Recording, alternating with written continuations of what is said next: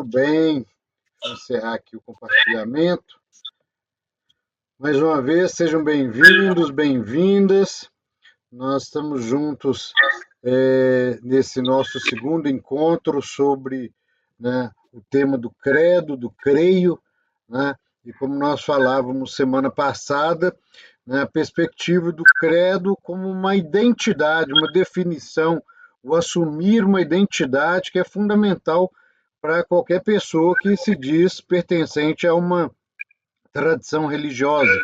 E pensando no histórico nosso de 2000 anos de cristianismo, como nós vimos semana passada, né, é fundamental ter consciência e convicção de assumir esse credo, essa definição de fé, essa identidade de que significa ser cristão, cristã.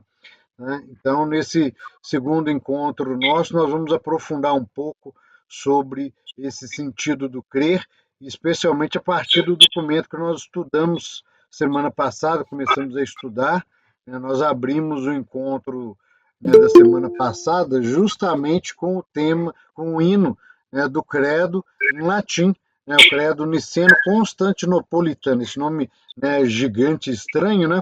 É porque são duas cidades onde houveram dois concílios da igreja, né, no século IV, e que houve a definição, né, da identidade cristã de forma mais elaborada. Porque hoje nós começamos o nosso encontro ouvindo o credo cantado, mas o credo que nós conhecemos mais simples, que é chamado credo apostólico, ou símbolo apostólico. 99% das missas que vocês participam, que vocês vão participar daqui para frente, vocês vão ouvir o pessoal rezando no domingo ou no dia santos, dias mais importantes da igreja, esse credo chamado credo apostólico. E em alguns momentos especialíssimos da igreja, em momentos mais festivos, e mesmo no dia que vocês forem receber o batismo, quem vai receber o santo batismo, no dia da primeira Eucaristia de vocês, no dia da crisma de vocês, vocês vão professar com a igreja o credo niceno-constantinopolitano, que é aquele mais completo, mais elaborado. Esse credo chamado niceno-constantinopolitano, como nós falávamos semana passada, ele foi definido a partir do ano 325 depois de Cristo e foi concluído no ano 381, né, em Constantinopla. Então, quando nós olhamos para o ano que nós estamos, 2025, nós estamos celebrando 1.700 anos que esse credo foi, né, definido, porque a igreja naquele ano tinha que responder a uma dúvida. Quem é Jesus Cristo? Jesus Cristo é Deus com o Pai e o Espírito Santo? O Espírito Santo também é Deus? Né? Eles estão em unidade? Né? Que acreditamos, né? E a partir daí, então, houve essa definição do dogma de fé. Né? Dogma é uma verdade absoluta, como nós falávamos semana passada. Ou você acredita ou não acredita. O fato de não acreditar significa que você, então, não quer livre e espontaneamente fazer parte daquele grupo, porque é aquela questão, como a gente fez um comparativo, né? Para você minimamente gostar de um time de futebol, você tem que, pelo menos, de vez em quando, usar a camisa, gritar o grito de guerra do time, saber pelo menos o refrão do hino, saber pelo menos o nome do time, ou o nome de algum jogador do time, para você falar, eu gosto de tal time, né? E aí a pessoa pergunta, mas o que você sabe dele, né? É meio estranho alguém falar que gosta de um time, mas não sabe nada dele. E mais radical ainda é a experiência, então, nossa, quando nós refletimos essa questão da fé. Mais radical ainda. Né? Porque, como nós falávamos semana passada, né, em 2000 anos de cristianismo, né, se morreu muitos e muitas cristãs pelo simples fato de dizerem, eu acredito em Jesus Cristo, eu acredito na fé de Jesus Cristo, eu acredito na igreja de Jesus Cristo, né, fosse ela qual o nome que fosse. Né, por causa de ser cristão, muitas pessoas morreram antes mesmo de ser batizadas, muitas pessoas morreram durante o batismo. Né, e isso não é só lá nos primeiros séculos, como nós falávamos, lembrando os santos, né, dos primeiros séculos, como Santa Luzia, né, São Tarcísio, São Lourenço, né, São Jorge, né, e outros santos e santas, né, dos primeiros séculos. Podemos falar em pleno 2025 ainda se morre por se dizer cristão e cristã. Em muitos lugares do mundo, em muitos países, ainda somos minoria ou somos até rejeitados, não podemos ser nem minorias, né? Somos perseguidos e taxados de loucos e mortos, né? Então, quando vocês aderem a uma fé, nós estamos, como nós falávamos, né? Nós vivemos num país de relativa paz, relativa, porque a gente pode falar que, na verdade, nós não vivemos em paz, temos várias situações de guerra, de violência urbana e tal no Brasil, em vários lugares, mas ainda considerando que o Brasil, em relação a outros lugares do mundo, está em paz, né, nós podemos exercer o nosso catolicismo, o nosso cristianismo católico, assim como os irmãos das outras igrejas podem viver o seu cristianismo, né, evangélico, ortodoxo, sem maiores problemas. O problema, às vezes, é quando nós mesmos, dentro das nossas igrejas, trombamos por causa das ideologias, trombamos por causa, né, de radicalismos na fé, né? E aí, por isso que quando nós falamos dessa ideia muito séria de pensar a nossa fé, só um instantinho, abrir só um instantinho, só receber aqui o Wallace. Boa noite, Wallace, seja bem-vindo. Só colocar aqui, tem alguém com o microfone aberto. Se puder fechar Boa aí para noite. nós. Boa noite, meu querido. Então, nós estamos falando aqui um pouco sobre essa expectativa, né, do que significa para nós mesmos, né, esse conceito de fé, que é fundamental. Não, não tem jeito de ser um bom cristão, uma boa cristã, se você não assume sua fé. E para vocês que estão querendo receber esses sacramentos, e muitos às vezes estão vindo só por causa de um sacramento, estão se descobrindo como cidadãos e cidadãs de igreja, eclesiais, com direito a outros sacramentos. Muitas pessoas também, eu quero só receber primeiro a Eucaristia, mas eu também vou receber Crisma. Eu queria, né, ser batizado porque eu vou casar na igreja, me orientaram a receber, né, a receber o batismo para poder casar na igreja.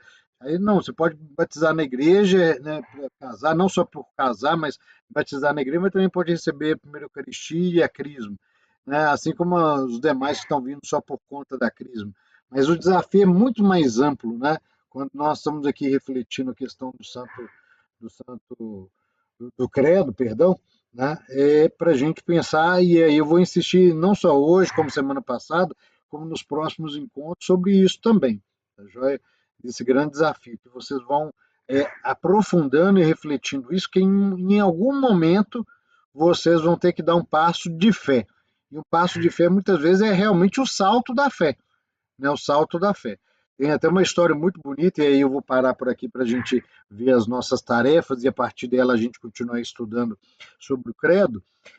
Tem uma história muito interessante que fala assim que um escalador, né, um alpinista, tinha subido numa montanha e aí de repente, né, ele não chegava no topo e aí de repente começou a escurecer e uma tempestade, não sei o quê, e ele sozinho, com medo da corda arrebentada, ele cair de altitude grande, morrer, se machucar todo e tal. E aí ele começou a rezar, nem sabia se tinha fé e tal, mas ele começa a rezar e escuta uma voz dizendo assim: desce mais um pouquinho e põe o pé no chão. E ele achou que aquilo era uma doideira, né? Uma doideira. E ele continua ouvindo: desce mais um pouquinho, acorda e põe o pé no chão. Né? Porque ele já tinha feito aqui, mas como estava muito nebuloso, chuva, não sei o quê, ele não conseguia ver o chão, né? Olhava, estava tudo, né, tampado e tal, desesperado. Aí, num salto de fé, ele vai e coloca o pé no chão, estica o pé e sente algo firme, aí ele olha para baixo, vê o chão, né? Então ele estava salvo. Então muitas vezes nós vamos ter que fazer isso, dar um salto de fé, né? Talvez uma experiência que todos nós fazemos de salto de fé todo dia, e às vezes a gente nem se dá conta que isso é uma experiência de fé, mesmo que não seja uma fé religiosa. Quando você entra no carro e alguém está dirigindo, você confia no motorista ou na motorista, né? Que ele ou ela vai conduzir bem, que vai te levar para o destino, te trazer, te levar e tal, não vai acontecer nada. É um salto de fé, né? Tanto é que pessoas que são muito autoconfiantes no volante não costumam, né, ser bons passageiros, não, ficam incomodados quando outra pessoa está dirigindo. Uma outra experiência que a gente poderia citar também de salto de fé é quando você entra num consultório médico, né? Você confia que aquele médico ou aquela médica vai te dar um diagnóstico correto e vai te dar um prognóstico correto com tratamento, com remédio, com alguma fisioterapia, com alguma outra forma de cura que vai te ajudar a resolver um problema de saúde, um problema, né, que você esteja passando. Então é um salto de fé, né? Porque se o médico tiver um erro, se a médica errar, se o remédio que, né, te derem for placebo, né? Se de repente o médico for falso, né? Não for uma pessoa que tem licença para exercer a medicina, do mesmo jeito, né? Você entra num carro, se a pessoa for inabilitada, se a pessoa passar mal, tiver um mal súbito no volante e o carro sofreu um acidente, percebe o quanto que nós fazemos experiência de fé o tempo todo? Você entra num restaurante, você monta o seu prato feito, ou a pessoa monta o prato feito para você, e você come e confiando que aquela comida é boa, vai ser uma comida generosa, vai fazer bem para você, para a sua saúde, vai te fortalecer e tal. Você não sabe se aquela pessoa cozinhou direito, se ela teve o mínimo de higiene, se aquela comida não está com algum veneno, se não aconteceu algum acidente, caiu alguma coisa inapropriada na comida, se a pessoa está revoltada com o chefe e cuspiu na comida, você não sabe. Mas você faz um salto de fé. Percebe? Eu estou exagerando um pouco para a gente entender que a experiência de fé ela exige muito mais de nós do que simplesmente fazer um sinal da cruz, entrar numa igreja e rezar uma oração, né, de repente falar eu sou cristão, eu sou católico, eu sou católica, eu sou cristã, é muito mais do que isso, né? E chegando a momentos radicais em que você é testado na sua vida, né? Na sua vida. Por exemplo, Deus lhe guarde acontecer com qualquer um de nós. Seu filho, sua filha fica gravemente doente, né? De repente, acontece até de você, Deus lhe guarde, perder o seu filho, sua filha. É um teste de fé. Você fez suas orações e querendo que seu filho e sua filha fosse salvo, mas não foi salvo. Será porque Deus não quis? Será porque Deus não te abençoou? Será porque o plano de Deus era que, né, aquela criança já tinha cumprido a sua missão na sua vida e estava na hora de voltar para o Pai, como todos nós um dia também acreditamos que nós vamos voltar para o Pai? Então, muitas vezes tem gente que chuta o balde, né? Tem gente que, em experiências radicais de vida, chuta o balde.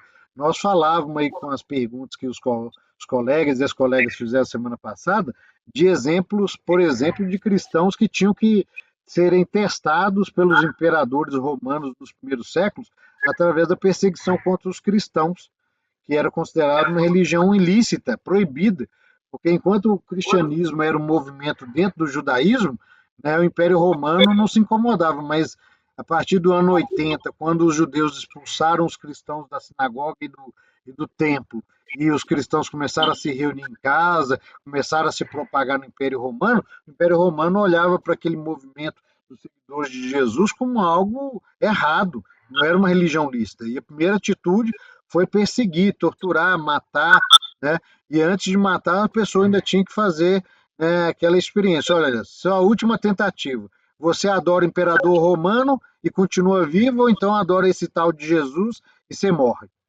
E aí, como a gente falava semana passada, lembrando os santos e as santas dos primeiros séculos, o nome mártir, né? Aquela que morre pela fé, que derrama o sangue pela fé, é chamado de mártir. Na Igreja Católica Romana, na Igreja Ortodoxa, o mártir, aquela que morre pela fé, que derrama seu sangue, ele é automaticamente declarado santo, né? Porque ele deu a maior prova de fé, né? Ele morre para não negar a fé. Nos primeiros séculos da igreja, muitos morreram para não negar Jesus Cristo, em vez de adorar o imperador romano. Mas também muitos negaram Jesus Cristo e adoraram o imperador. Foi aí que surgiu, né, o sacramento da confissão, a penitência, a reconciliação, né, e até numa disputa interna dentro da igreja, porque alguns padres, alguns bispos achavam que quem tinha negado a fé em Jesus Cristo, né, e tinha sobrevivido diante, né, do absurdo do Império Romano, né, não deveria ser reconciliado na comunidade. Outros acreditavam que a pessoa deveria fazer uma penitência e retornar para o convívio da igreja, né? E aí é da onde surgiu o sacramento da penitência. A pessoa fazia uma confissão pública de pecado, ela ia na frente da igreja e falava: meu nome é fulano de tal, eu confesso o meu pecado, eu sou pecador por isso, isso, isso, isso, isso. E aí a pessoa, né, se humilhava na frente da comunidade, na frente da igreja, na frente de Deus, e ali ela era reconciliada.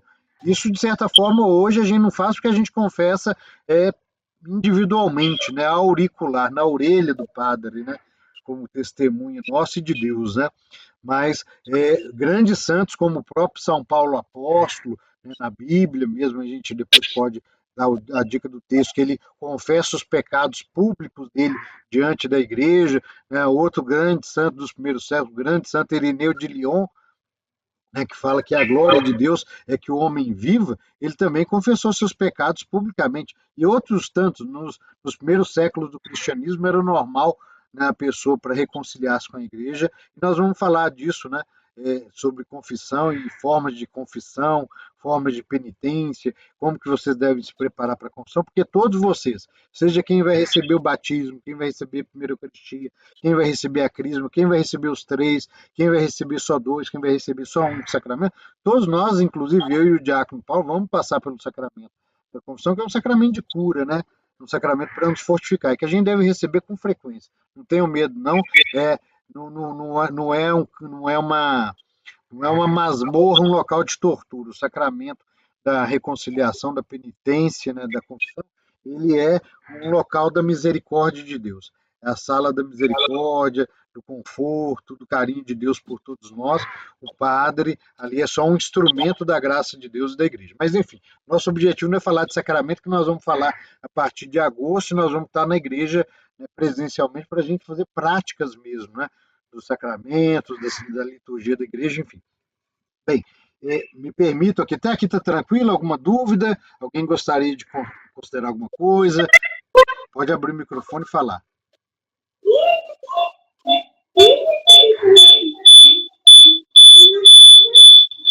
Até que está tranquilo. Tá, Jó, obrigado, meu querido. Então nós vamos lá no nosso grupo do WhatsApp, tem lá a nossa questão para casa. Primeira tarefa da semana, a partir daquela conversa nossa, eu peguei o texto do Atos dos Apóstolos do domingo de Pentecostes, né, que era o Atos dos Apóstolos, capítulo 15, versículos de 1 a 40, sobre a Assembleia de Jerusalém. Se alguém quiser pegar a Bíblia junto comigo, para a gente ler juntos, deixa eu pegar a minha aqui. Pode pegar a sua Bíblia para a gente ler juntos. Peguei a minha, agora estou com a de Jerusalém. Geralmente eu estou com a Ave Maria no celular ou com a pastoral, né? Hoje eu estou com a Jerusalém, que é aquela que é mais parrudinha, mais rica em notas, né? É considerada a melhor Bíblia para estudo na Igreja Católica, é a Bíblia de Jerusalém, né? Então nós vamos recuperar. O texto é Atos dos Apóstolos, capítulo 15, versículos de 1 a 40, né? Atos dos Apóstolos, capítulo 15, versículos de 1 a 40. Podemos pegar aí na sua Bíblia, no seu celular. Fiquem à vontade para poder partilhar essa leitura que é significativa para nós. O Gesiel ficou pertinho. Gesiel, por ele não ganhava até um prêmio, né? Até uma lembrancinha para fechar com chave de ouro nessa primeira tarefa, né? Ficou pertinho. Então, nós vamos ver lá no capítulo 15, na Bíblia de Jerusalém, começa assim: controvérsia em Antioquia. Controvérsia em Antioquia. Quem tem a Ave Maria, pastoral, outra Bíblia, Bíblia da CNBB, tem algum título diferente? Esse capítulo 15, pode abrir o microfone e falar.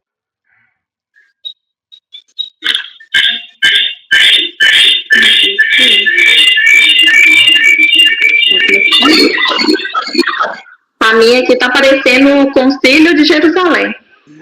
Isso, bacana. Mais alguém? Tem algum texto diferente? Não? Não, e o meu também, o mesmo da Beatriz aí. O meu tá igreja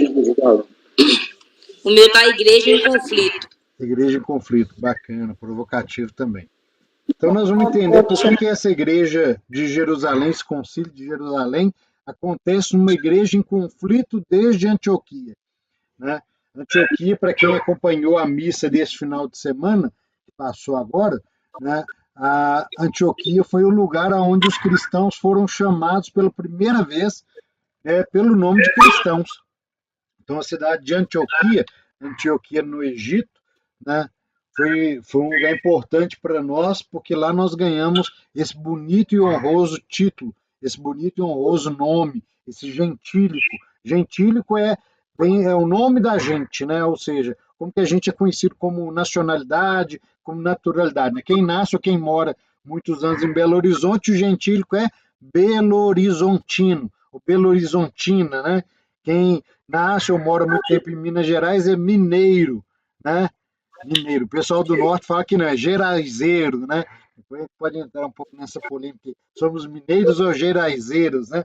Quem nasce no Brasil é brasileiro. Interessante, né? Eu estava lendo uma matéria. Vocês sabiam que o Brasil é o único país no mundo que o gentílico é originário de uma profissão e não de o nome de um povo, de uma localidade, porque brasileiro era aquele que cortava o pau-brasil, aquele explorador do pau-brasil, quando o Brasil foi descoberto, não, o Brasil foi absorvido pela coroa portuguesa como terra de colônia, as primeiras expedições de invasão dos portugueses ao Brasil, eles estavam vindo atrás do pau-brasil. O pau-brasil, a madeira, tirava uma tinta, um pigmento vermelho que era usado para dar cor nas roupas.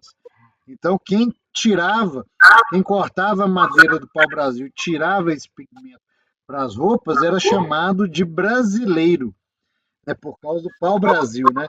E aí o nosso gentílico é o único no mundo que é de uma profissão, e não de um local de nascimento, né? Mas, enfim, quem nos brinda com a leitura, então, todo mundo com a Bíblia na mão, quem faz para a gente a leitura do versículo de 1 a 40?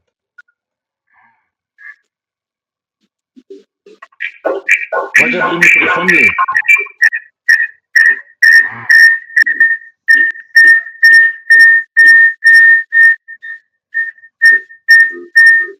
Tati, vai ler? O microfone seu está aberto.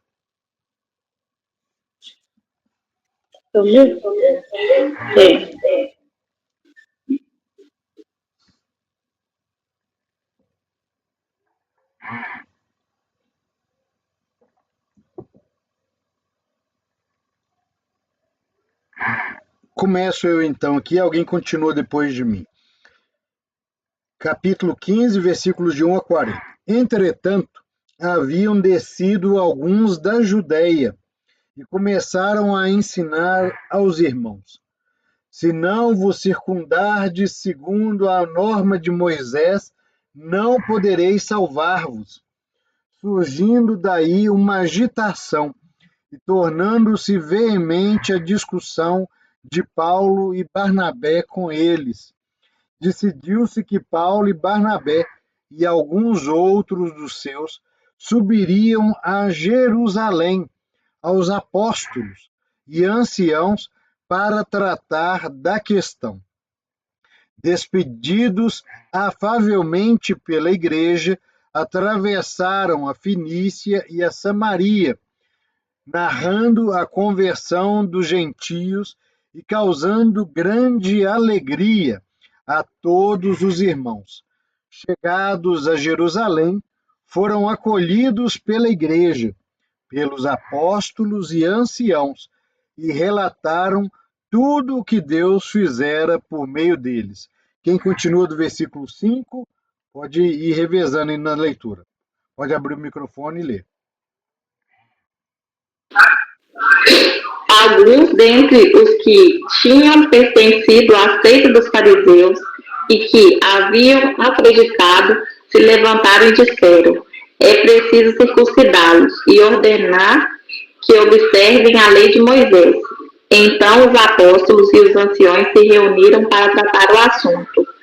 Como a discussão aumentasse, Pedro se levantou e lhes disse: irmãos, vocês sabem que, desde os primeiros dias, Deus me escolheu no meio de vocês para as nações ouvissem da minha boca a palavra da boa nova e acreditassem.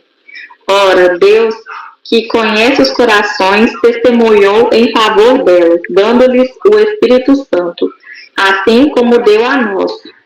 Não fez nenhuma distinção entre nós e elas, purificando o coração delas pela fé. Então, por que vocês agora tentam a Deus, impondo o pescoço dos discípulos uma canga que nem nossos pais, nem nós mesmos tivemos força para suportar? Ao contrário, é pela graça do Senhor Jesus que acreditamos ser salvos do mesmo modo que eles. Quem continua, fica à vontade, pode abrir o microfone.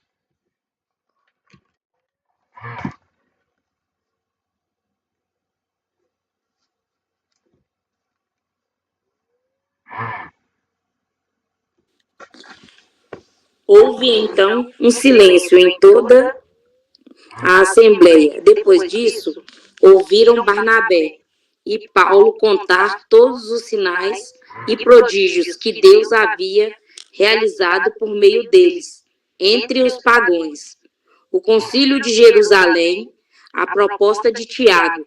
Quando Barnabé e Paulo terminaram de falar, Tiago tomou a palavra e disse: Irmãos, ouçam-me. Simeão acaba de nos lembrar como, desde o começo, Deus cuidou de tomar homens das nações pagãs para formar um povo dedicado a seu nome.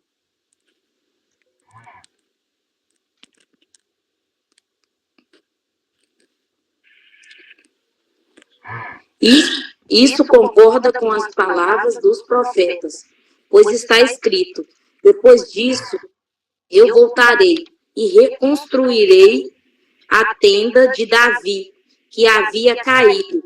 Reconstruirei as ruínas que ficaram e a reerguerei, a fim de que os restos dos homens procurem o Senhor com todas as nações que foram consagradas ao meu nome. É o que diz o Senhor, que tornou essas coisas conhecidas desde há séculos. Por isso eu sou de parecer que não devemos importunar os pagãos que se convertem a Deus. Continua? Sim, pode continuar. Vamos somente prescrever que eles evitem o que está contaminado pelos ídolos, as uniões ilegítimas, comer carne sufocada e o sangue. De fato, desde os tempos antigos, em cada cidade, Moisés tem os seus pregadores, que o leem todos os sábados nas sinagogas. A carta conciliar. Então, os apóstolos e os anciões, de acordo com toda a comunidade de Jerusalém, resolveram escolher alguns da comunidade para mandá-los com Paulo e Barnabé para Antioquia. Escolheram Judas, chamado Barsabás, e Silas, que eram muitos respeitados pelos irmãos. Através deles enviaram a seguinte carta: Nós, os apóstolos e os anciões, irmãos de vocês, saudamos os irmãos que vêm do paganismo e que estão em Antioquia e nas regiões da Síria e da Cilícia. Ficamos sabendo que alguns dos nossos provocaram perturbações com palavras que transtornaram o espírito de vocês. Eles não foram enviados por nós. Então decidimos, de comum acordo, escolher alguns representantes e mandá-los até vocês. Junto com nossos queridos irmãos Barnabé e Paulo, homens que arriscaram a vida pelo nome de nosso Senhor Jesus Cristo. Por isso, estamos enviando Judas e Silas, que pessoalmente transmitirão a vocês a mesma mensagem. porque decidimos o Espírito Santo a nós não impor sobre vocês nenhum fardo além destas coisas indispensáveis. Abster-se de carnes sacrificadas aos ídolos, do sangue, das carnes sufocadas e das uniões ilegítimas. Vocês farão bem se evitarem essas coisas. Saudações. Agora, aí do 30 em diante, alguém continua. Quem quiser pode abrir o microfone, fica à vontade.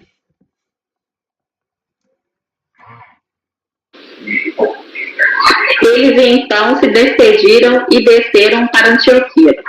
Aí reuniram a comunidade e entregaram a carta. Quando a leram, ficaram muito contentes pelo encorajamento que trazia. Judas e Silas, que também eram profetas, com muitas palavras encorajaram e fortificaram os irmãos. Depois de passar algum tempo aí, foram despedidos em paz pelos irmãos e voltaram para aqueles que os tinham enviado. Paulo e Barnabé permaneceram em Antioquia e, junto com muitos outros, ensinavam e anunciavam a boa nova e a palavra do Senhor. Depois de alguns dias, Paulo disse a Barnabé: vamos voltar a visitar todas as cidades onde anunciamos a palavra do Senhor, para ver como estão. Barnabé queria levar junto também João, chamado Marcos. No entanto, Paulo exigia que não fosse levado alguém que os tinha abandonado na Panfilha e não os havia acompanhado no trabalho. Houve um tal desacordo entre eles, que se separaram um do outro. Levando Marcos consigo, Barnabé embarcou para Chipre. Paulo, por sua vez, escolheu Silas e partiu, recomendado pelos irmãos a graça de Deus. É só até aqui? Palavra do Senhor, graças a Deus. Muito bem, obrigado, minhas queridas. Esse texto é muito significativo para nós, porque quando a gente fala de concílio, os concílios são as grandes reuniões da igreja ou das igrejas, né, que reúnem geralmente todas as suas lideranças, os seus chefes, né, a nível mundial. Então, quando nós pensamos, por que eu falo chefes, né? A palavra chefe terá esse sentido de universalidade, homem e mulher. Nas igrejas modernas da Reforma Protestante, né, especialmente desde o século XX para cá, tem uma participação maior de mulheres em cargos de liderança, né? Igrejas como a Igreja Anglicana, a Igreja Luterana, a Igreja Metodista, a Igreja Presbiteriana, tem bispas além de bispos, tem reverendas além dos reverendos, que seriam equivalentes aos padres, e pastores e pastoras. As igrejas mais antigas do cristianismo, como a nossa católica romana, a Igreja Ortodoxa, por exemplo, não percebem, né, ou não permitem, né, o espaço da mulher no sentido de chefia como autoridade da igreja, né, porque a hierarquia é composta por aqueles que recebem o sacramento da ordem, vai ser um dos sacramentos que nós vamos estudar. E o sacramento da ordem para católicos e ortodoxos é exclusivamente um sacramento masculino, dado a homens, né? É um desafio da nossa igreja continuar aprofundando essa reflexão e avançar na permissão que as mulheres possam exercer o ministério ordenado, como liderança, como chefias da igreja também, para nos ajudar a enriquecer, né? Mas, enfim, nesse contexto a gente percebe a importância dos concílios, porque seja na Igreja Católica Romana, seja nas outras igrejas, concílios dentro das igrejas, ou chamados concílios ecumênicos, a palavra ecumênico, ou oikomene, no grego, quer dizer mesma casa. Então, quando lembra daquela analogia que eu fazia do guarda-chuva, né? O cristianismo é o guarda-chuva. Cada aba do guarda-chuva é uma igreja, né? Estamos todos debaixo da aba do cristianismo. Cada um participa de uma igreja, de uma comunidade de fé, né? Então, dentro das igrejas podem ocorrer concílios e entre as igrejas também, né, chamados concílios ecumênicos. Os concílios que aconteceram antes da divisão das igrejas cristãs, né, antes da igreja cristã, em 1054, quando separou a igreja ortodoxa, a igreja católica, no século XVI, quando separou a igreja né, romana, igrejas da Reforma Protestante, né, esses concílios ganhavam o nome de concílios ecumênicos. E eles são, né, concílios aceitos por todas ou pela maioria das igrejas e definem questões de fé radicais para nós. O primeiro concílio, então, ele basicamente é um concílio ecumênico porque foi o primeiro e a igreja não estava tão dividida nessa época ainda, apesar que o concílio nasce de uma divisão, né, um problema da igreja. Qual que era? Primeira questão que não falei, mas fala num outro texto de Paulo que eu vou colocar para vocês depois, é que os apóstolos que seguiam Jesus ainda vivo, antes de morrer e ressuscitar, eles não reconheciam Paulo como apóstolo, né? Não reconheciam. Lembro que Paulo, o grande São Paulo apóstolo, que morreu em Roma, a gente falava semana passada, né, sobre, né, o martírio, né, imposto por Nero, o imperador Nero de Roma, entre o ano de 63 a 65, né, em Roma, ele martirizou São Pedro e São Paulo, né? Pedro e outros não reconheciam Paulo como apóstolo. Paulo era o que a gente ouvia no início do livro dos Atos dos Apóstolos, chamado Saulo. Saulo era um doutor da lei, um grande fariseu, conhecedor da Bíblia no Antigo Testamento e que não reconhecia Jesus Cristo como Messias. E aí, quando o cristianismo nasceu, os judeus autorizaram, né, Saulo a perseguir, prender, interrogar, torturar e até matar os seguidores de Jesus, né? Nesse período ainda eram seguidores de Jesus, não eram cristãos, não, né? Inclusive, um dos primeiros mártires da igreja, né, que a gente chama primeiros mártires da igreja, né, chamado Estevão, né, foi um dos primeiros diáconos, foi morto, né, provavelmente no ano 30 ou 33 depois de Cristo, logo depois da morte de Jesus Cristo, e foi morto sob a autoridade de Saulo, né? Vai dizer o texto do Atos dos Apóstolos, não vou lembrar o capítulo agora, olhe e mando para vocês depois, que jogaram as túnicas de Estevão aos pés de Saulo. E aí Saulo vai para Damasco, na Síria, perseguindo, né, os cristãos que estavam lá evangelizando. E no caminho para Damasco, Saulo tem um encontro com Jesus, né? E aí ele tem uma visão de Jesus falando com ele: Saulo, Saulo, por que me persegues? E ele só vê um clarão, né, e fica, né, assustado com aquilo. Né? Ele não caiu do cavalo, ele não estava a cavalo, né, apesar de muita gente falar assim, né, daí, inclusive, mais uma para a Jéssica, né, daí que veio, né, o ditado, né, cair do cavalo, né, quer dizer, cair de si, né, ter consciência de alguma coisa, né? Saulo, então, tem esse encontro com Jesus, que fala com ele: eu sou Jesus Cristo, aquele que persegues. E aí Saulo entende que Jesus está falando com ele que Saulo persegue Jesus, perseguindo os seguidores de Jesus, perseguindo a igreja nascente. E aí ele fica cego, né, na queda dele, ou no vislumbre que ele teve da glória de Jesus glorificado e ressuscitado, ele ficou cego. E aí, né, ele é levado para Damasco e lá ele faz um processo de conversão, né? Vai ser mandado uma pessoa para poder conversar com ele, e aí provavelmente esse texto que nós ouvimos, e foi o texto também de ontem, quem assistiu alguma missa, quem leu a liturgia de ontem, a festa de São Barnabé. São Barnabé foi provavelmente o catequista, o evangelizador de Saulo, que depois vai virar Paulo, é o grande apóstolo São Paulo, grande evangelizador dos gentios. Os gentios eram aqueles que não eram judeus, né? Então, qualquer pessoa que não era judia, que não era de Judá, da Samaria e da Galileia, era gentio, né? Então, gentio, que depois o nome também é traduzido por pagão. Se a gente pensar bem ao pé da letra, todos nós somos frutos dos gentios, né? Nós somos gentios, somos frutos do paganismo dos nossos antepassados que foram convertidos, né, para o cristianismo sem terem passado, né, pelo judaísmo. Então, a primeira coisa que os apóstolos vão decidir no Concílio de Jerusalém, que é esse primeiro concílio, essa primeira assembleia geral da igreja no mundo todo. O mundo todo, naquela época, era o que estava ali, né, em Jerusalém, em algumas partes, né, da Ásia, em Roma. Eles tinham que decidir: Paulo é apóstolo? Esse cara que perseguia a igreja, que agora está pregando Jesus Cristo, será que ele é mesmo um apóstolo de Jesus, ou ele é um falso que está esperando a primeira oportunidade para prender todo mundo e matar todo mundo?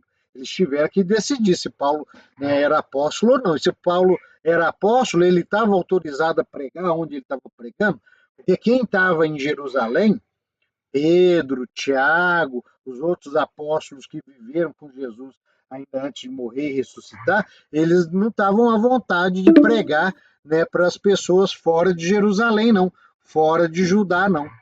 Né? Eles pregavam só para quem estava em Jerusalém, pregavam para judeus, tentando converter os judeus. E Paulo foi pregar para os gentios, para quem não era judeu. Então eles tinham que definir também, Paulo pode pregar para os gentios? Será que Deus quer que essa gente que não é judia seja, né, aderente a Jesus Cristo, adote a fé de Jesus Cristo? Né? E aí eles tinham uma outra questão. Tudo bem, essas pessoas que não são judeus e que vão aceitar Jesus Cristo, eles têm que passar pela circuncisão, né, para depois, a circuncisão era um ato de fé dos homens, né, na religião judaica. Né? Para não ser desrespeitoso com as meninas aqui, né, todo mundo que conhece a Operação de Fimose, já ouviu falar da Operação de Fimose? Se não, depois dá um Google. Né? Aí vocês vão entender que é a fimose, que era a circuncisão dos judeus. Né? Era uma forma de marcar no corpo que você pertencia ao povo judeu, a circuncisão. Então, como que os apóstolos que estavam em Jerusalém entendiam? Qualquer pessoa que não era judia de nascimento e se convertesse a Jesus, aceitasse a pregação dos apóstolos e fosse seguir Jesus Cristo, tinha que ser circuncidado para depois, né, pensa na fimose, circuncisão, fimose. Tinha que passar pela circuncisão para daí pertencer à igreja de Jesus Cristo que estava nascendo. Né? O problema é que Paulo e Barnabé vão falar assim, olha, é um absurdo isso. Como que a pessoa vai ser cristão se ela primeiro tem que ser judia para depois ser cristã? Eu vou dar um exemplo assim bem doido para vocês. Né? Eu vou pegar um exemplo moderno, existe hoje, tá? Não é para rir, não, mas é verdade. Hoje o ônibus da Buser, que vai para Aparecida do Norte, lá para o Santuário de Aparecida, primeiro ele vai para Juiz de Fora, descendo para o Rio de Janeiro para depois ir para São Paulo. Né? Ou então imagina assim, eu vou para Valadares, eu estou aqui no Paulo VI, eu posso pegar o ônibus na rodoviária, ele pega 381 e desce para Valadares, né? Mas não, o ônibus vai primeiro lá em Betim, para depois pegar 381 voltando para ir para Valadares. Não é um absurdo? Ele deveria ir direto para a estrada que ele tem que ir? A lógica dos judeus, né, dos apóstolos que estavam em Jerusalém, era a mesma, absurda. Eles queriam que a pessoa aceitasse Jesus, sendo primeiro judeu e depois se convertendo. Quer dizer, imagina um grego, um romano, uma pessoa do norte da África, que não era judia. Primeiro tinha que se converter para o judaísmo, para depois se converter para o cristianismo, que nem era chamado de cristianismo ainda, né? Mas ao movimento de Jesus. Então, Paulo e Barnabé falam assim, isso é um absurdo, é um contrassenso, né? Porque a pessoa que vai se converter ao judaísmo, ela vai aceitar o peso da lei de Moisés, e o que foi fruto da lei de Moisés que virou.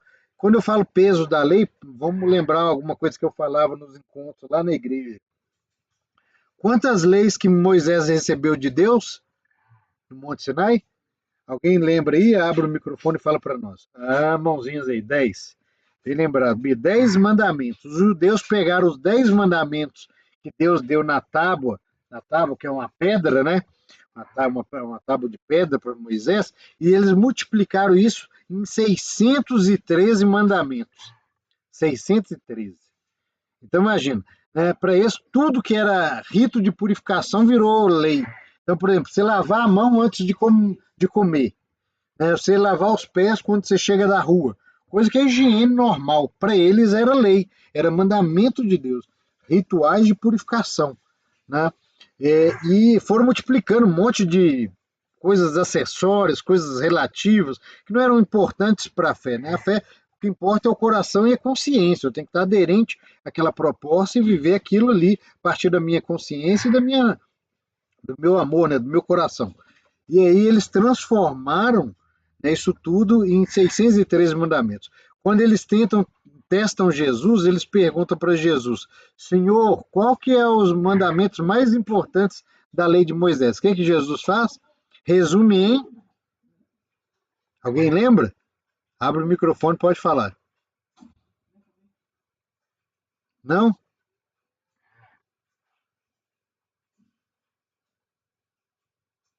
Em 2, amar a Deus sobre todas as coisas e amar o próximo como a si mesmo.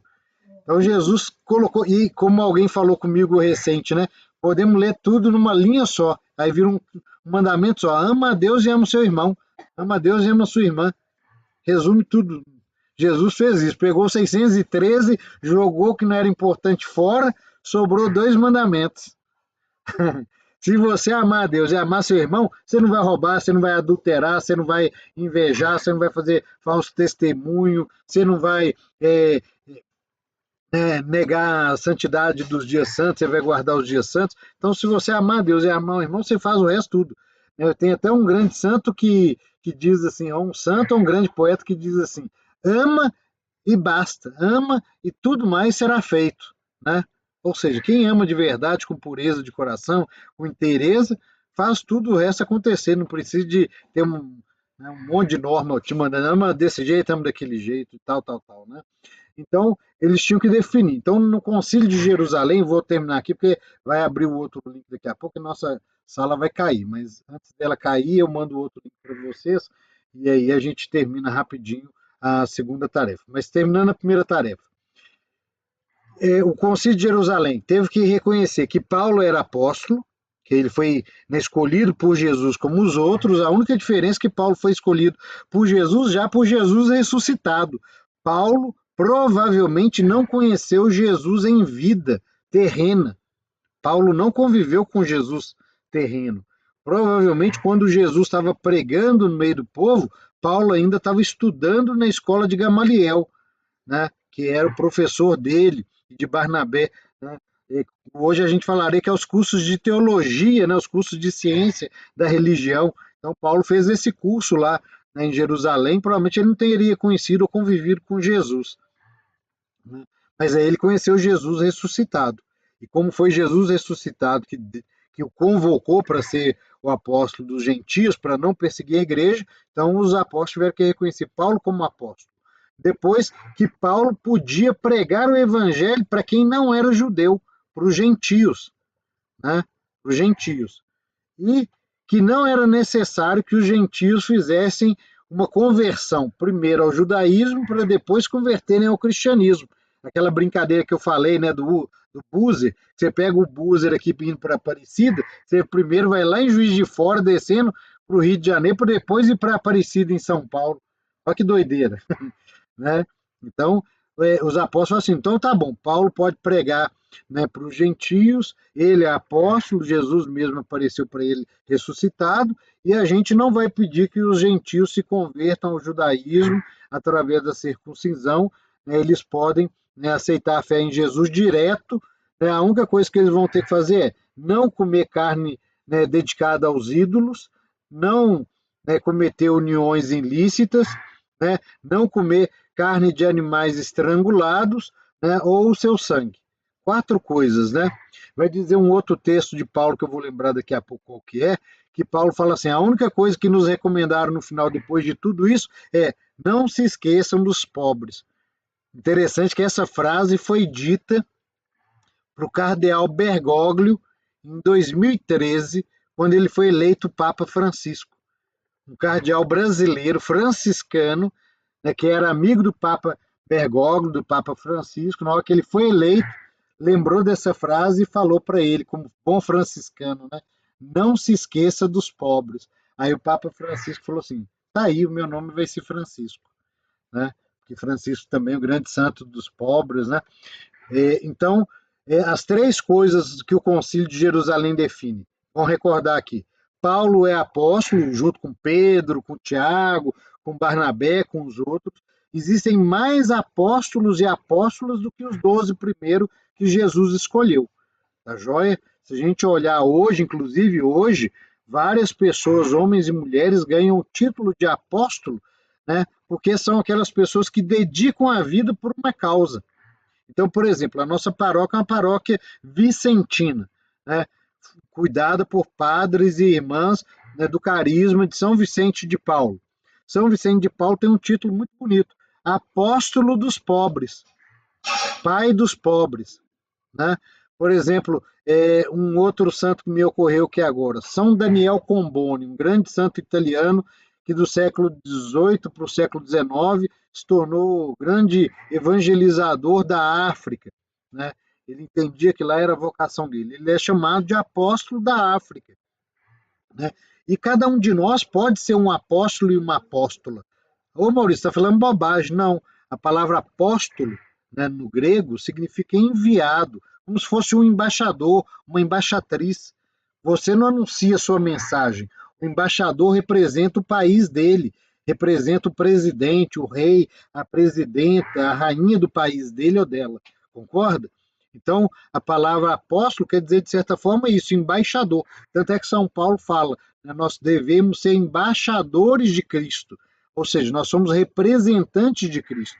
Cada cristão, cada cristã, católico, evangélico, ortodoxo, deve ser, no fritar dos ovos, para ser digno do nome cristão e cristã, embaixador de Cristo, levar a mensagem de Cristo por onde passa, dentro de casa, na família, no trabalho, nos estudos, na igreja, na política, em toda hora, 24 horas por dia, até debaixo d'água, você deve levar a mensagem de Jesus por onde você passa. As pessoas devem olhar para você, não deve ver a Elaine, o Demi, né, a Camille, a Cíntia, a Jéssica, a Maiara, a Neia, o Jorge, a Beatriz, a Cleide, a Fátima, a Mauri. Devem olhar para nós e ver Jesus. Nós devemos refletir Jesus. Como a lua reflete o sol, né, e o nosso sol é Jesus, nós devemos refletir a luz de Jesus para o mundo. É isso que é ser cristão. É fácil? Não é, não. Por isso que Jesus nos dá o Espírito Santo, que nós acabamos de celebrar a festa domingo retrasado, né, Pentecostes, para receber os dons do Espírito Santo para a gente continuar a missão de Jesus no mundo. A igreja continua a missão de Jesus. Quem é a igreja? É o diácono, o padre, os bispos? Também, mas cada um de nós, homens e mulheres batizados, seguidores e seguidores de Jesus, nós é que somos a igreja, nós que devemos continuar a missão de Jesus, anunciando o reino de amor, de perdão, cuidando dos pobres, dos doentes, dos órfãos, defendendo a natureza, anunciando, né, o reinado de Deus, ajudando a implantar o reinado de Deus. É isso que é ser cristão. Indiferente se eu sou da igreja católica, da igreja batista, da universal, da igreja oriental ou não. Isso aqui é ser cristão. Então, Paulo vai pregar para os gentios, aqueles que não são judeus, com a autorização dos outros apóstolos. Ele é reconhecido apóstolo, né? E ele convence os apóstolos que estavam em Jerusalém, com medo de pregar para o restante do mundo, que não precisava de ser circuncidado, né, o gentio que se tornava cristão. Eles, pela simples graça, dom de Deus, né? Gratuidade de Deus. Só acreditar em Jesus e viver o evangelho já bastava, né? Já era seguidor de Jesus. E por que eles falam aquelas coisas ali, a Mauri, de não comer carne, né, dedicada aos ídolos, né, não comer carne de animal sacrificado por estrangulamento, nem seu sangue, e não comer e não ter uniões ilegítimas? Vamos entender rapidinho essas questões e a gente termina esse link aqui. Se cair, eu continuo no próximo link, tá? Já que eu vou colocar lá no grupo para vocês.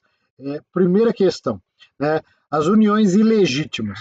Tanto no mundo romano como no mundo grego, né, a maioria das pessoas viviam, né, uma vida sexual aberta. Então, tinham pessoas bissexuais, homossexuais, heterossexuais, pansexuais, de tudo quanto é jeito. É normal entre os gregos e os romanos a homossexualidade. Isso é antiguíssimo, antiguíssimo. O judaísmo e as religiões semíticas é que vão propor que, né, seja o sexo só entre homem e mulher, né? Nas religiões romanas, gregas e outras mais antigas, né, o sexo entre homem e mulher era só para ter filhos, né? Mas o sexo, o amor, né, a paixão, era entre pessoas do mesmo sexo. Para eles era normal. Para os cristãos, que vinham de uma lógica muito, né, do judaísmo, para eles era pecado.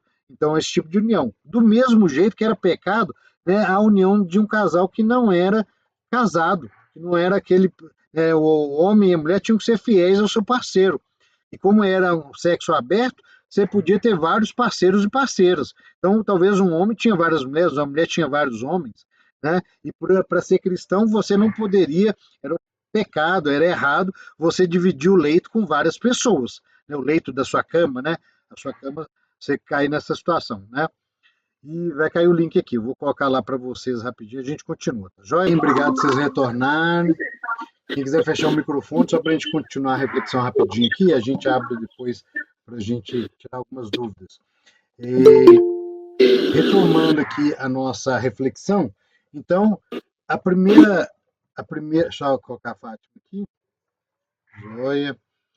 A primeira questão que a gente falava é a questão, né, de uniões ilegítimas. Então, está claro para vocês o que é que eles consideravam, olhando para o mundo grego, romano, a questão, né, possíveis como homossexualidade e tal, né, a diversidade de orientações e de vidas sexuais para os cristãos, né, para os primeiros cristãos, para os primeiros seguidores de Jesus, olhando a ótica judaica, era pecado. Do mesmo dia que era pecado, por exemplo, uma pessoa traía no casamento, sexo antes do casamento, né? Isso para eles era muito sério. Então, as uniões ilegítimas que o texto fala é isso. Depois, carnes aos ídolos. Se nós acreditamos numa fé, né? Se nós acreditamos numa fé que é de um Deus único, né? Qualquer sacrifício deveria ser oferecido para esse Deus. Vocês concordam? Se eu acredito na fé num Deus único, Pai, Filho e Espírito Santo, qualquer sacrifício deveria ser feito a esse Deus. Mas qual sacrifício que a gente vai oferecer se na nossa fé cristã o último sacrifício necessário foi feito por Jesus quando ele morre na cruz, quando ele se entrega na ceia, que ele fala, né, toma o meu corpo e come, toma o meu sangue e bebe.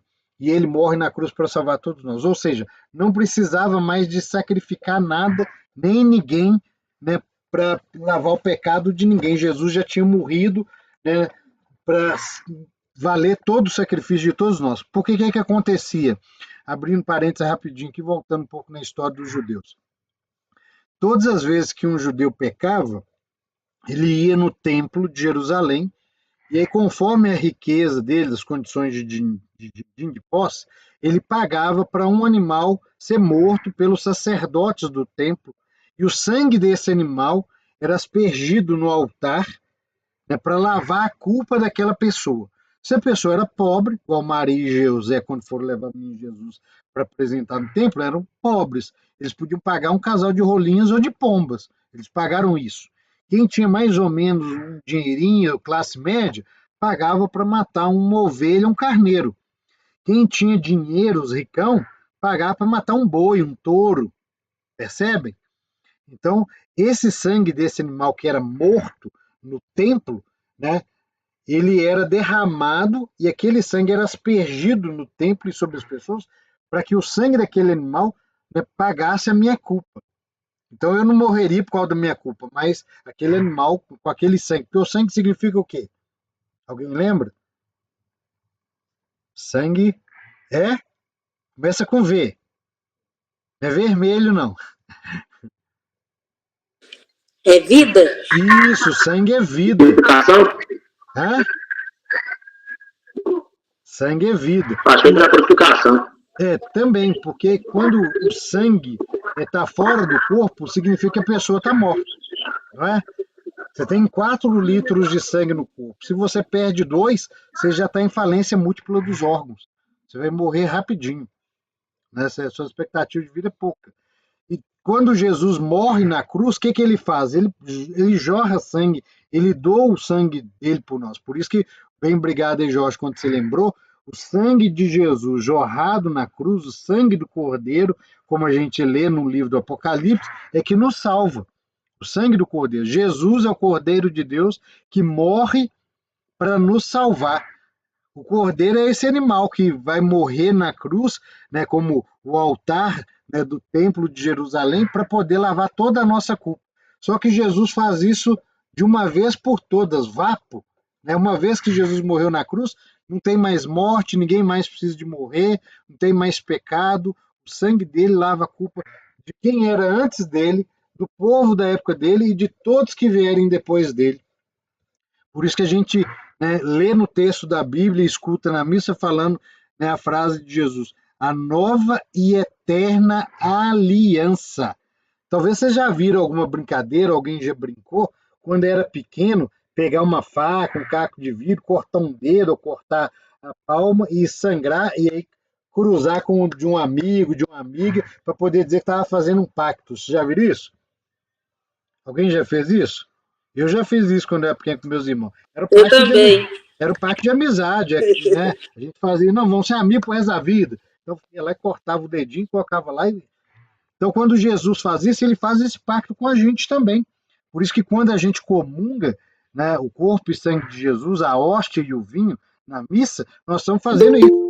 Nós estamos juntando de novo a mão nossa cortada com a mão de Jesus, e é o nosso pacto da vida. Então, o sangue fora do corpo é a doação da vida. Quando eu vou lá, eu doador de sangue, né, no Hemominas. Quando você vai lá, você tira o sangue do seu corpo para dar para outra pessoa que precisa do sangue, para sobreviver, para hemodiálise, para poder fazer um tratamento qualquer, alguém que sofreu um acidente. Então, o sangue tem que ser vida, fora do corpo. Se ele não é doado, ele vai secar e vai morrer. Então, por isso que o texto do Atos dos Apóstolos que nós acabamos de ler fala claramente isso, né, de ter cuidado com o sacrifício doado aos ídolos. Se nós acreditamos que o sacrifício de Jesus é o sacrifício da nova e eterna aliança, não precisa de mais nada. Vapo. Acabou! Acabou, é tetra! Se Deus quiser, vai ser hexa. Né? Mas aí, brincadeiras à parte. Vocês entenderam a lógica? Porque tem uma outra questão interessante que nós vamos falar mais para frente. Né? Ou melhor, vamos falar hoje. Né? Hoje, vamos falar mais para frente, daqui a pouco, quando a gente for ler, né, o que cada um entendeu do credo de Nicéia. Né? A religião cristã, ela acredita que Jesus, né, morreu e ressuscitou. Ela não acredita que Jesus morreu e reencarnou.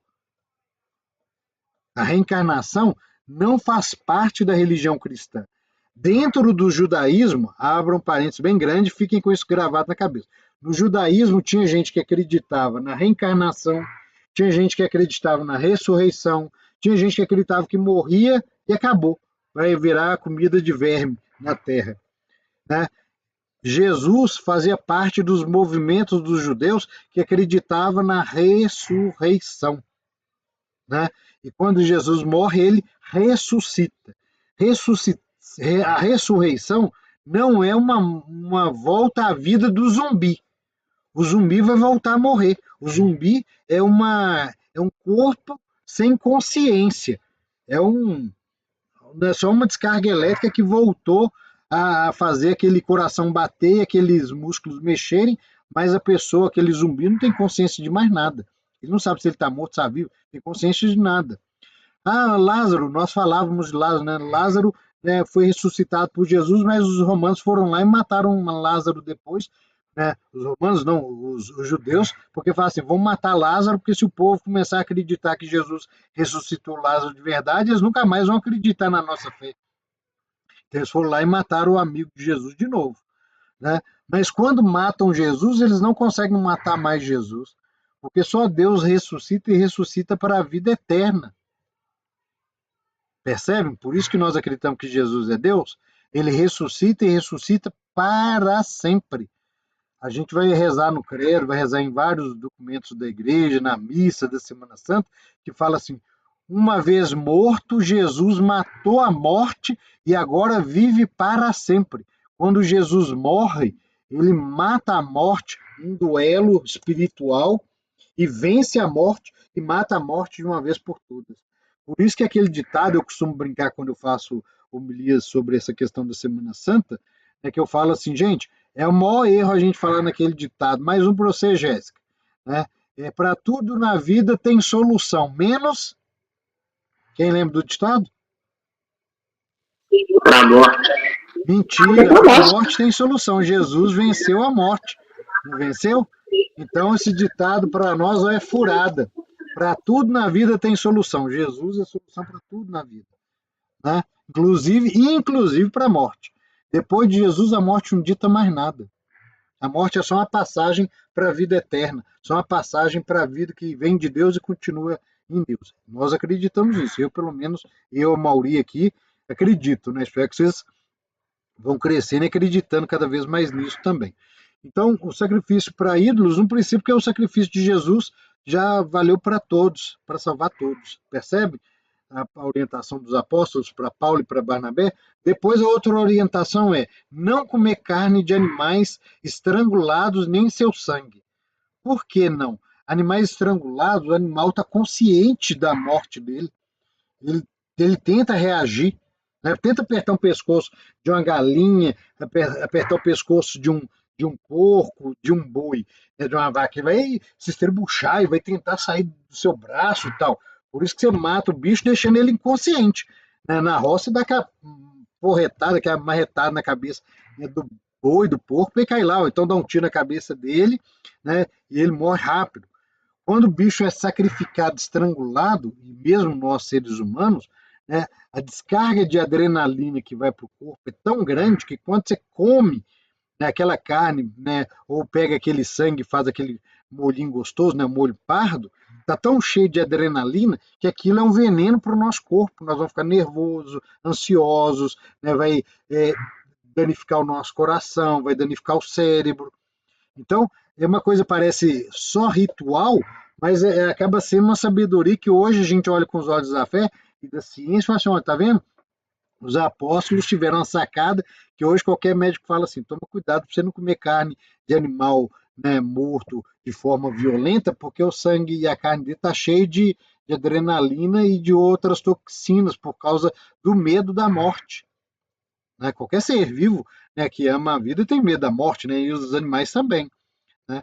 Então, por isso que não se deveria comer carne de animais assim. As pessoas entendiam que não podia comer a carne do animal porque tinha que ser vegetariano. Tinha gente que entendia isso. Tinha gente que entendia que não podia beber o sangue, né? Igual a gente come chouriço, né? Nós mineiros adoramos. Pelo menos eu gosto de um chouriço, né? Tem gente que não gosta, né? Um molhinho pardo do frango, né? Na carninha do frango. Né? Por causa disso, porque não pode, porque a Bíblia fala que não pode, não tem nada a ver. A questão é essa trazer o sofrimento de outro para você.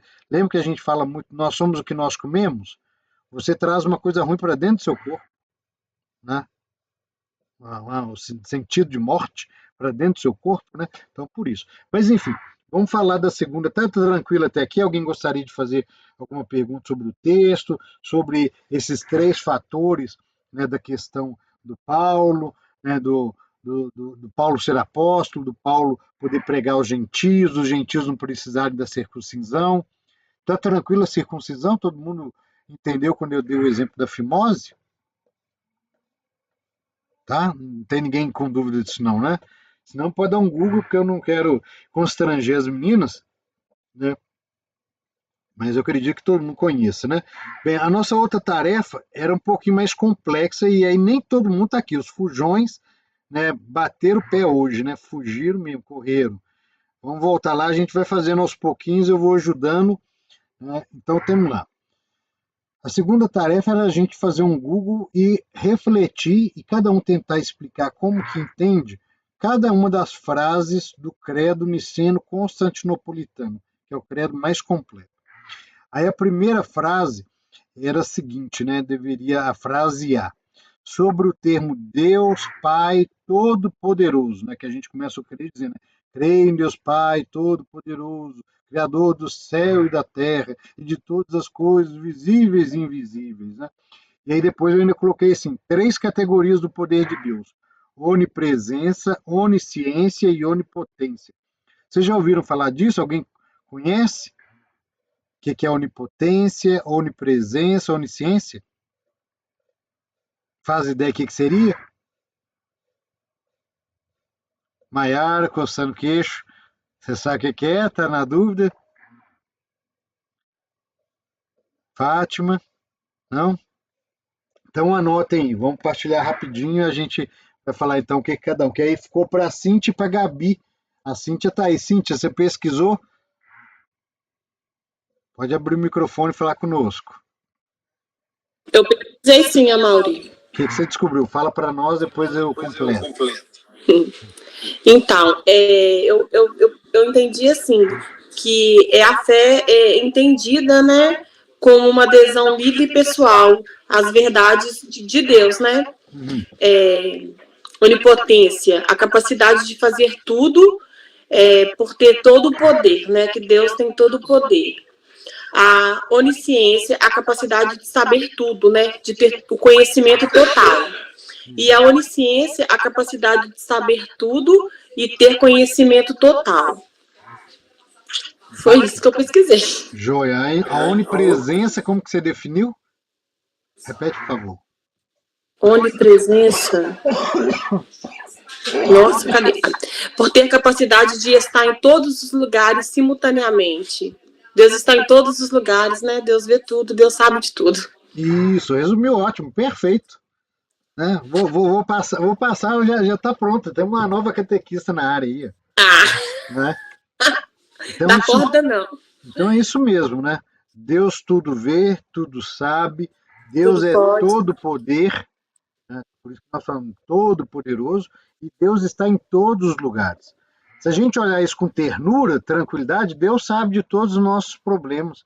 Então, quando eu vou rezar, vou orar, eu peço a Deus, tu que sabes de todos os meus problemas, me ajuda, derrama as bênçãos, abre os caminhos, coloca os seus anjos na minha frente, me ajudando, coloca as pessoas boas para me ajudar a resolver os meus problemas. Ó Deus, né, o Senhor que está presente em todos os lugares, vai na minha frente, me protege na estrada, na hora de ir para o trabalho, na hora de voltar para casa. Ó Deus, o Senhor que... nós falamos da onipresença, da onisciência e todo poderoso, né? Ele que pode tudo, né? Faz aquilo que eu não posso, né? Vai na minha frente, estou com tal pessoa querida que está doente, está numa situação até de risco de morte, se for da tua vontade, que essa pessoa tenha cura, tenha libertação. Então, tá vendo quanto que a oração, né, pode ser carinhosa, pode ser alegre, feliz? Porque talvez em outras épocas, até na nossa igreja católica, as pessoas iam falar assim, né?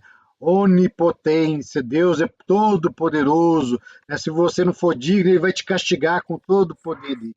Aí tu fala assim, ferrou, né? Ou então ele vai virar e falar assim, Deus sabe de tudo. Aí antigamente você entrava nos colégios católicos, tinha um triângulo com um olho dentro do triângulo, para dizer, olha o que você está fazendo dentro do banheiro, Deus está vendo. Deus não estava olhando o um ou dois que você ia fazer, não. A outra, o 3, o 4, 5 que você ia fazer lá dentro com alguém, ou sozinho, né? Ou sozinha. Né? Entenderam a piada? Ô, Mauri, Sim. e a gente, tipo assim, por mais que a gente ora, que a gente pede a Deus, né, que a gente fala, e Deus já sabe de tudo, né? Sabe de tudo. Deus já sabe de tudo que a gente sente, tudo que a gente precisa, né? Mas como mãe, né, você vai concordar, como mãe. Quantas vezes, né, os seus filhos, suas filhas chegam, filhos, né? Ou é filho e filha? E uma filha. Ah, tá. Quando eles chegam para você, antes deles pedir, você já sabe o que eles querem. Só pela carinha, ou só pelo jeito que vem. Deus é assim com a gente. E mesmo assim, Jesus dá uma sacada. Fala assim, peça ao Pai que Ele vai atender. Peça ao Pai com coração, com humildade, com alegria, com confiança. Jesus fala isso várias vezes no Evangelho, né? Peça que o Pai vai atender. Ele já sabe de tudo, como você bem lembrou, né?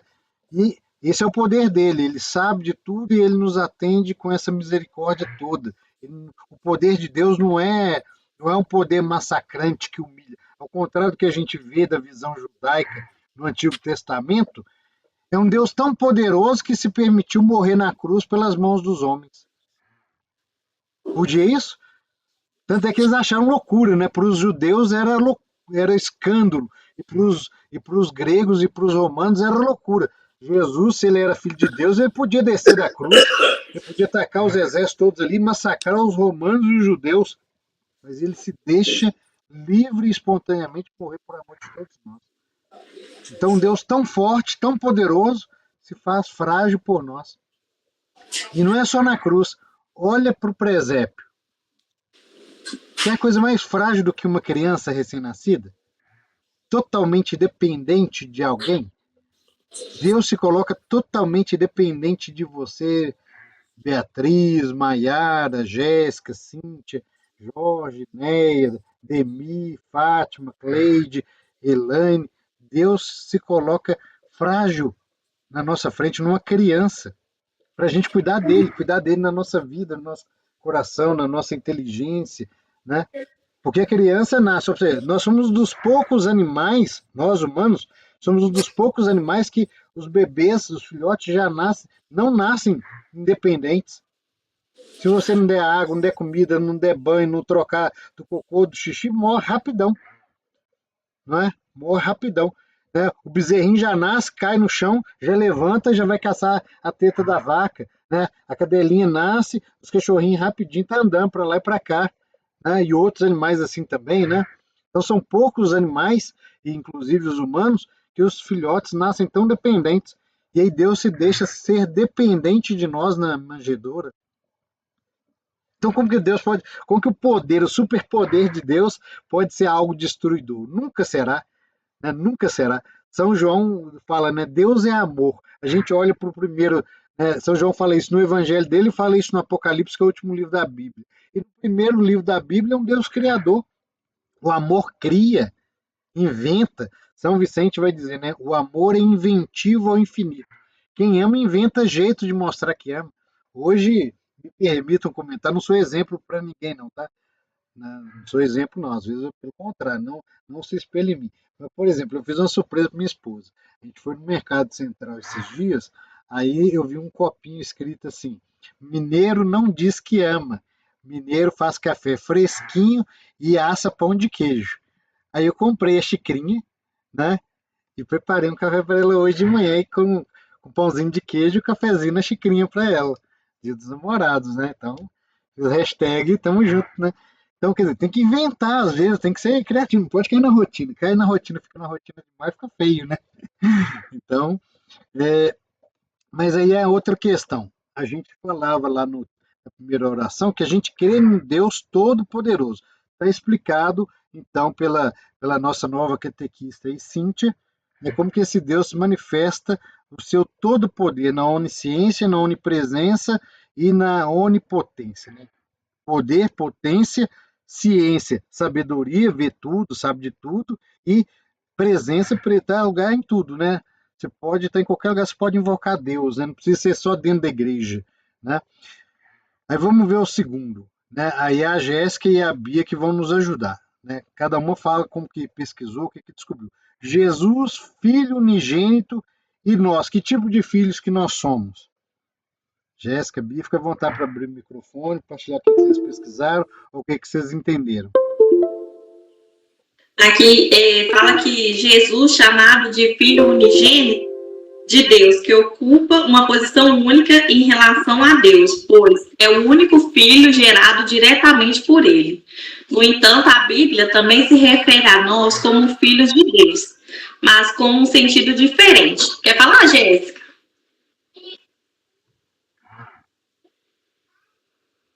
Abre o microfone, Jéssica.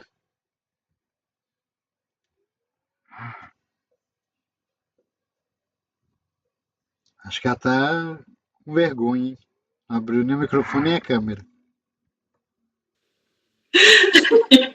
Aí, nós somos filhos de Deus por adoção, através da fé em Jesus Cristo e o batismo em seu nome, recebendo o Espírito Santo que nos guia e nos capacita para sermos como ele.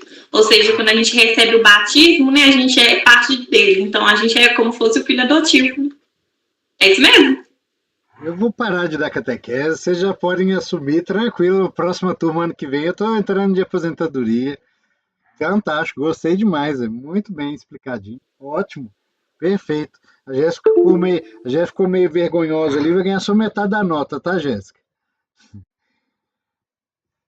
A próxima frase que a gente tem para meditar ficou o Jorge e o Demi, cada um pesquisar e partilhar o que entendeu. Né? A frase é: Jesus nascido antes dos séculos, Jesus gerado e não criado. O que vocês entenderam? O que vocês pesquisaram? Jorge, Demi, quem começa, fica à vontade, abre o microfone.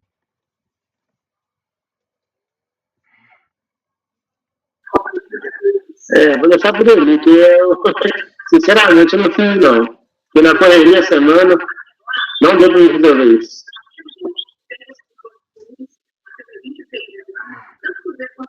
Demi, sua palavra.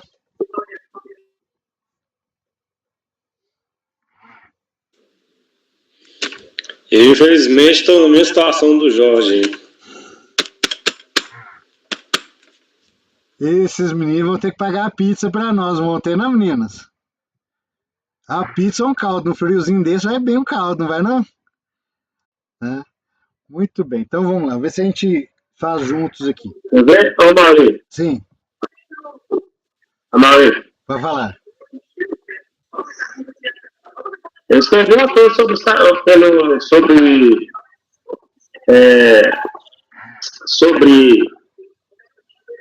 o batismo e o sacramento, mas depois daquilo, Sim. eu escrevi uma coisa sobre isso, entendeu? Ah, tá. Sobre o batismo e o sacramento. Entendeu? Se quiser depois programar sobre isso, também.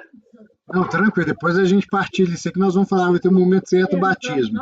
Né? Vamos entender um pouquinho, então, eu partilho com vocês aqui.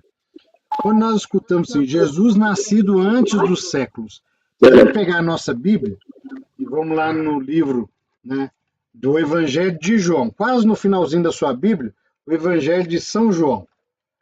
Depois do Atos dos Apóstolos, quer dizer, antes do Atos dos Apóstolos, perdão. É antes do Atos dos Apóstolos, né, nós temos o Evangelho de João. No capítulo 1 do Evangelho de João, o que a gente chama de prólogo, né, vem de início,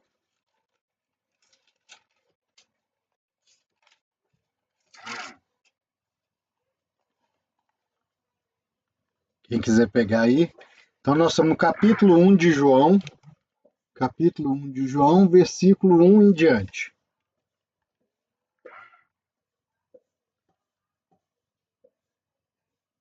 Nós vamos ler os versículos de 1 a 5. Capítulo 1 do Evangelho de João, quem quiser anotar para ler depois também, meditar, rezar. Capítulo 1 de João, versículos de 1 a 5.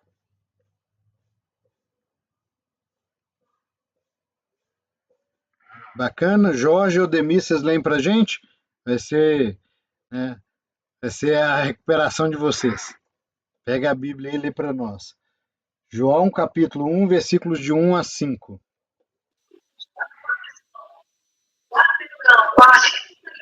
Vai, Demi, eu sei minha Bíblia aqui. Tem que comprar uma, eu não comprei não.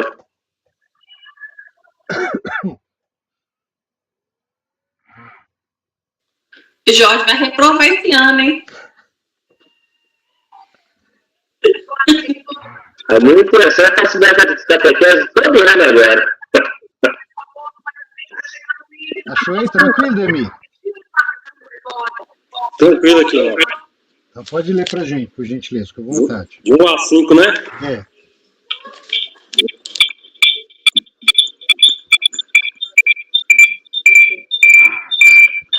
Fatinha, fecha seu microfone, tá dando microfonia pro Demi ler para nós. O que existia desde o princípio, o que temos ouvido e que temos visto com nossos olhos, que temos contemplado em nossas mãos, temos apalpado a palavra da vida. Porque a vida foi manifestada, nós temos visto, estamos tanto o testemunho e anunciando a vocês a vida eterna, que está junto ao Pai e foi manifestada a nós. Isso que temos visto e ouvido, estamos totalmente negativos, por consequência, Jesus não podia ser verdadeiramente humano. Em termos práticos, o amor ao próximo não tem valor nenhum. O que conta e somente a união com Deus é o conhecimento que a pessoa tem sobre sua origem e destino. Especialmente a primeira carta, a situada grande desafio como o amor de Deus com o amor ao próximo. Insisto que necessária vivência da fé em comunidade que existia atendimento aos irmãos necessitados, especialmente ao amor próximo, nos aproxima de Deus, porque Deus é o amor. Bacana, mas você está lendo a primeira carta de João, não é? Isso. Não, a gente estava lendo o Evangelho de João, não a primeira carta. Mas está ótimo, o sentido é o mesmo. O João aprofunda isso como o amor ao próximo tem que ser o amor primeiro a Deus, que se reflete no amor ao próximo. Isso para nós também é importante. Então ele diz assim para nós no Evangelho de João, capítulo 1, versículos de 1 a 5. No princípio, eu estou com a Bíblia de Jerusalém, tá, gente? No princípio era o Verbo, e o Verbo estava com Deus, e o Verbo era Deus. No princípio, ele estava com Deus. Tudo foi feito por meio dele, e sem ele nada foi feito. O que foi feito nele era a vida, e a vida era a luz dos homens, e a luz brilha nas trevas, mas as trevas não a apreenderam. Então, nesse versículo de 1 a 5, São João está dizendo o seguinte: Jesus, no princípio, é o Verbo de Deus, está junto de Deus. Por ele, para ele, tudo foi feito, né? Tudo. Quer dizer, até o universo, antes de tudo existir, Deus já existia, Pai, Filho e Espírito Santo, né? E esse mesmo Deus por qual tudo foi feito para o seu Filho Jesus, né? Esse Deus nos dá esse Filho Jesus que diz assim, né? O que foi feito nele era a vida, quer dizer, foi feito em Jesus a vida, e a vida era a luz dos homens. Jesus é a luz nossa. A luz brilha nas trevas, brilha e acaba com o pecado, porque quando a luz brilha, por menorzinha que ela seja, ela espanta as trevas, né? Se acende uma vela numa casa, né, escura, toda no breu, né, menorzinho que seja a vela, ela vai iluminar parte da casa. Você vai saber que ali tem uma vela. Você passa na porta da igreja, está tudo escuro, mas tem uma velinha do Santíssimo lá, a luzinha do Santíssimo, você vai saber que tem, né, alguma coisa lá dentro que de longe te chama atenção. No meio daquele breu todo, te chama a luzinha da vela, né? Então, ele está dizendo para nós que Jesus é essa luz que ilumina todas as trevas que circundam a humanidade, que é o pecado, que é o mal, né? E por causa de Jesus, tudo foi criado. Deus fez tudo para o seu Filho Jesus, né? E nada existe sem ele alimentar, sustentar, e tudo que existe, né, foi feito por ele, para ele.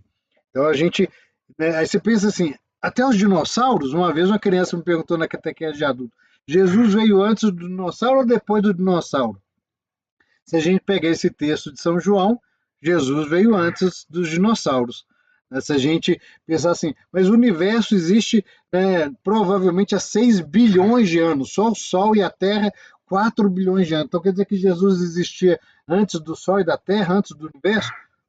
Pelo texto de São João e pela nossa fé, sim, Jesus existe antes de tudo isso, né? Quando a gente olha a lógica dos judeus, os judeus entendem que existem 3 céus. 3. O céu que está acima da nossa cabeça, que a gente enxerga, o azul, né, as nuvens e tal, que a gente chamaria de firmamento. O céu, né, superior, que é onde está, né, a lua, né, o sol e tal, né, que passa ali alguma estrela cadente e tal. E um terceiro céu, que é o céu infinito, que é onde estaria Deus, onde estaria morando Deus. Então, para os judeus antigos, existiam esses 3 céus, né? O céu do firmamento, que a gente olha, enxerga as nuvens e tal, o azul durante o dia e tal. O céu onde está a lua e o sol, as outras estrelas, e um céu profundo, que é onde, né, estaria Deus morando, Deus, Pai, Filho e Espírito Santo. O judeu não vai dizer que é Pai, Filho e Espírito Santo, que é só Deus, né? Para Santo Agostinho, fundador da congregação, né, do Papa Leão, Deus é o motor de tudo. Então Deus está fora, né, dos motores, porque alguém tem que ligar o motor. Mas se Deus existe antes do motor, então quer dizer que Deus que aperta, dá a ignição para o motor começar a girar. O motor do universo expandindo, criando os planetas, criando as terras. Então, quando a gente pensa nessa lógica de Santo Agostinho, né, e também São Tomás de Aquino vai falar isso na Idade Média, que Deus é o motor primeiro, né, a matrix, né, o motor mãe, anterior a tudo. Então, até o céu onde Deus está, ele é fora do universo, né? Fora do universo. Imagina assim, o melhor. Tá lá perto da cafeteira. Desculpa, gente. Pensa naquelas bolinhas de Natal, aquelas bolinhas de neve, que tá tudo ali dentro, né? A gente sacode, aí aparece a nevinha, vocês sabem o que eu tô falando? Entendem? Aquelas bolinhas de vidro, que você sacode, aí tem água, e aí mexe alguma coisa, um cenário ali dentro. Imagina como se nós fôssemos Deus, e a bolinha é o mundo, o universo. O que está lá dentro é o universo. E nós estamos olhando de fora como se fosse Deus, né? Essa seria uma representação assim, muito forçada do que é Deus e a criação. Porque se Deus criou tudo, Deus tem que estar fora da criação para ele criar, né? Vocês não concordam? Então ele é anterior a tudo. Aí a gente entende esse texto, né, do livro, perdão, da oração do Credo de Nicéia, que fala, né, que Jesus, né, existe nascido antes dos séculos, quer dizer, antes de tudo existir, e Jesus é gerado, não criado, porque Jesus faz parte do Pai. É uma coisa só, Deus é uma divindade trinitária. Quando ele, né, se multiplica ou ele se manifesta em três. Pensa numa folha de trevo, ou então pensa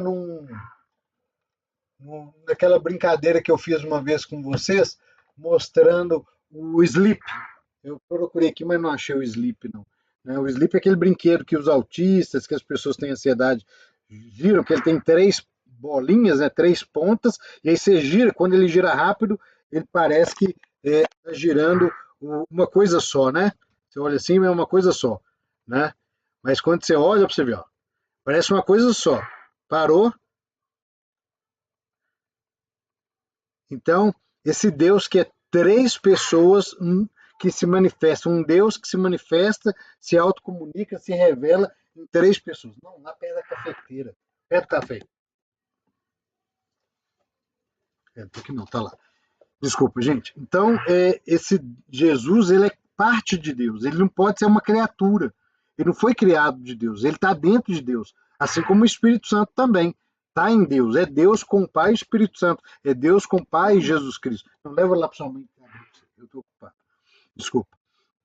Então, quando a gente fala que ele é gerado, não criado, quer dizer isso. Ele faz parte de Deus. Ele é gerado. Ele foi gerado com o próprio Deus. É parte do próprio Deus. Né? Não é algo distinto de Deus.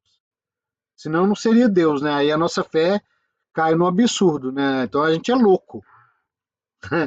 Como a gente não quer ser louco, a nossa fé, e a fé é algo que nos permite ser loucos, sem ser chamados de loucos ou loucas, né? A fé então diz para nós, ele é Deus com Pai e Espírito Santo, porque se ele não é criatura, criatura somos nós, homens, mulheres, as plantas, os bichos, a terra, a água, o ar, o fogo, os planetas, o universo, isso tudo é criatura. Tranquilo até aqui? Essa mocinha linda aí do seu lado, Bia. Tinha uma mocinha perto também ali da Fátima, né? Sumiu. É minhas filhinhas. Que benção. Deus abençoe muito. Toda semana eu sair, mas não posso deixar, senão. Que bacana. Letra D. Letra D para nós é a Elaine e a Cleide, que ficaram de pesquisar, cada uma fala como que descobriu, com a sua própria linguagem. Jesus se encarnou, nasce de uma virgem sob a ação do Espírito Santo. O que vocês entenderam dessa afirmação do Credo de Nicéia? Pode abrir o microfone. Pode abrir o microfone. Cleide, Elaine.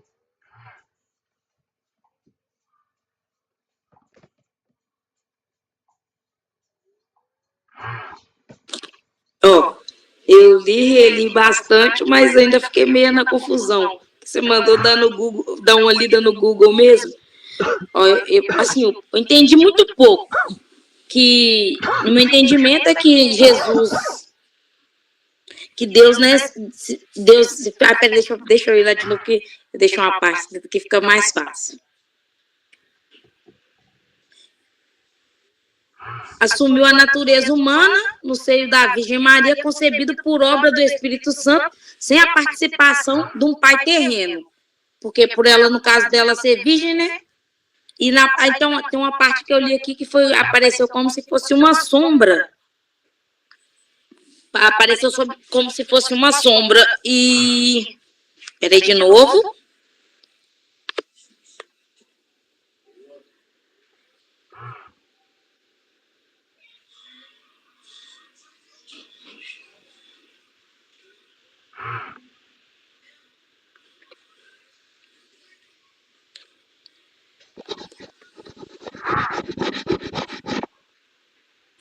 Eu entendi muito pouco mesmo. Eu li umas 3 vezes, mas não tá assimilando. A parte que eu entendi é que Deus, no caso, se encarna, que Deus e Jesus e o Espírito Santo é o mesmo, mas que ele se encarnou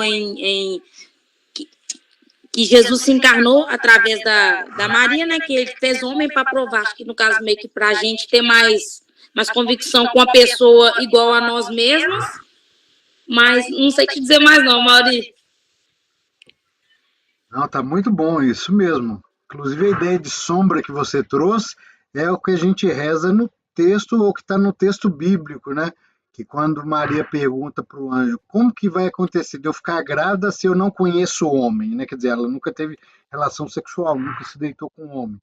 E aí o anjo fala em algumas traduções da Bíblia, não sei se é a tradução de vocês, fala assim, o Espírito do Senhor virá sobre você como uma sombra, o Altíssimo virá sobre você como uma sombra, né? Mas enfim, vamos ver a Cleide também, o que a Cleide entende por isso. Cleide, fala aí para nós.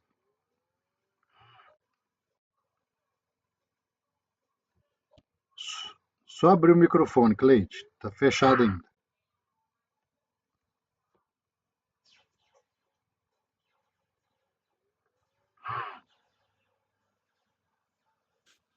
Eu não li. Não, tranquilo. Não pesquisei. Sim.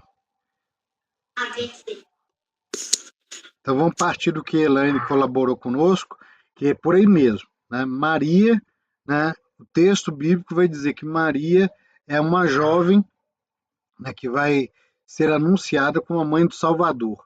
É interessante que na cultura judaica, né, a questão do nascimento, os nascimentos impossíveis, os nascimentos miraculosos, milagrosos, a palavra miraculo, né, no latim, no italiano quer dizer milagre, né, são manifestações da força de Deus, do poder de Deus.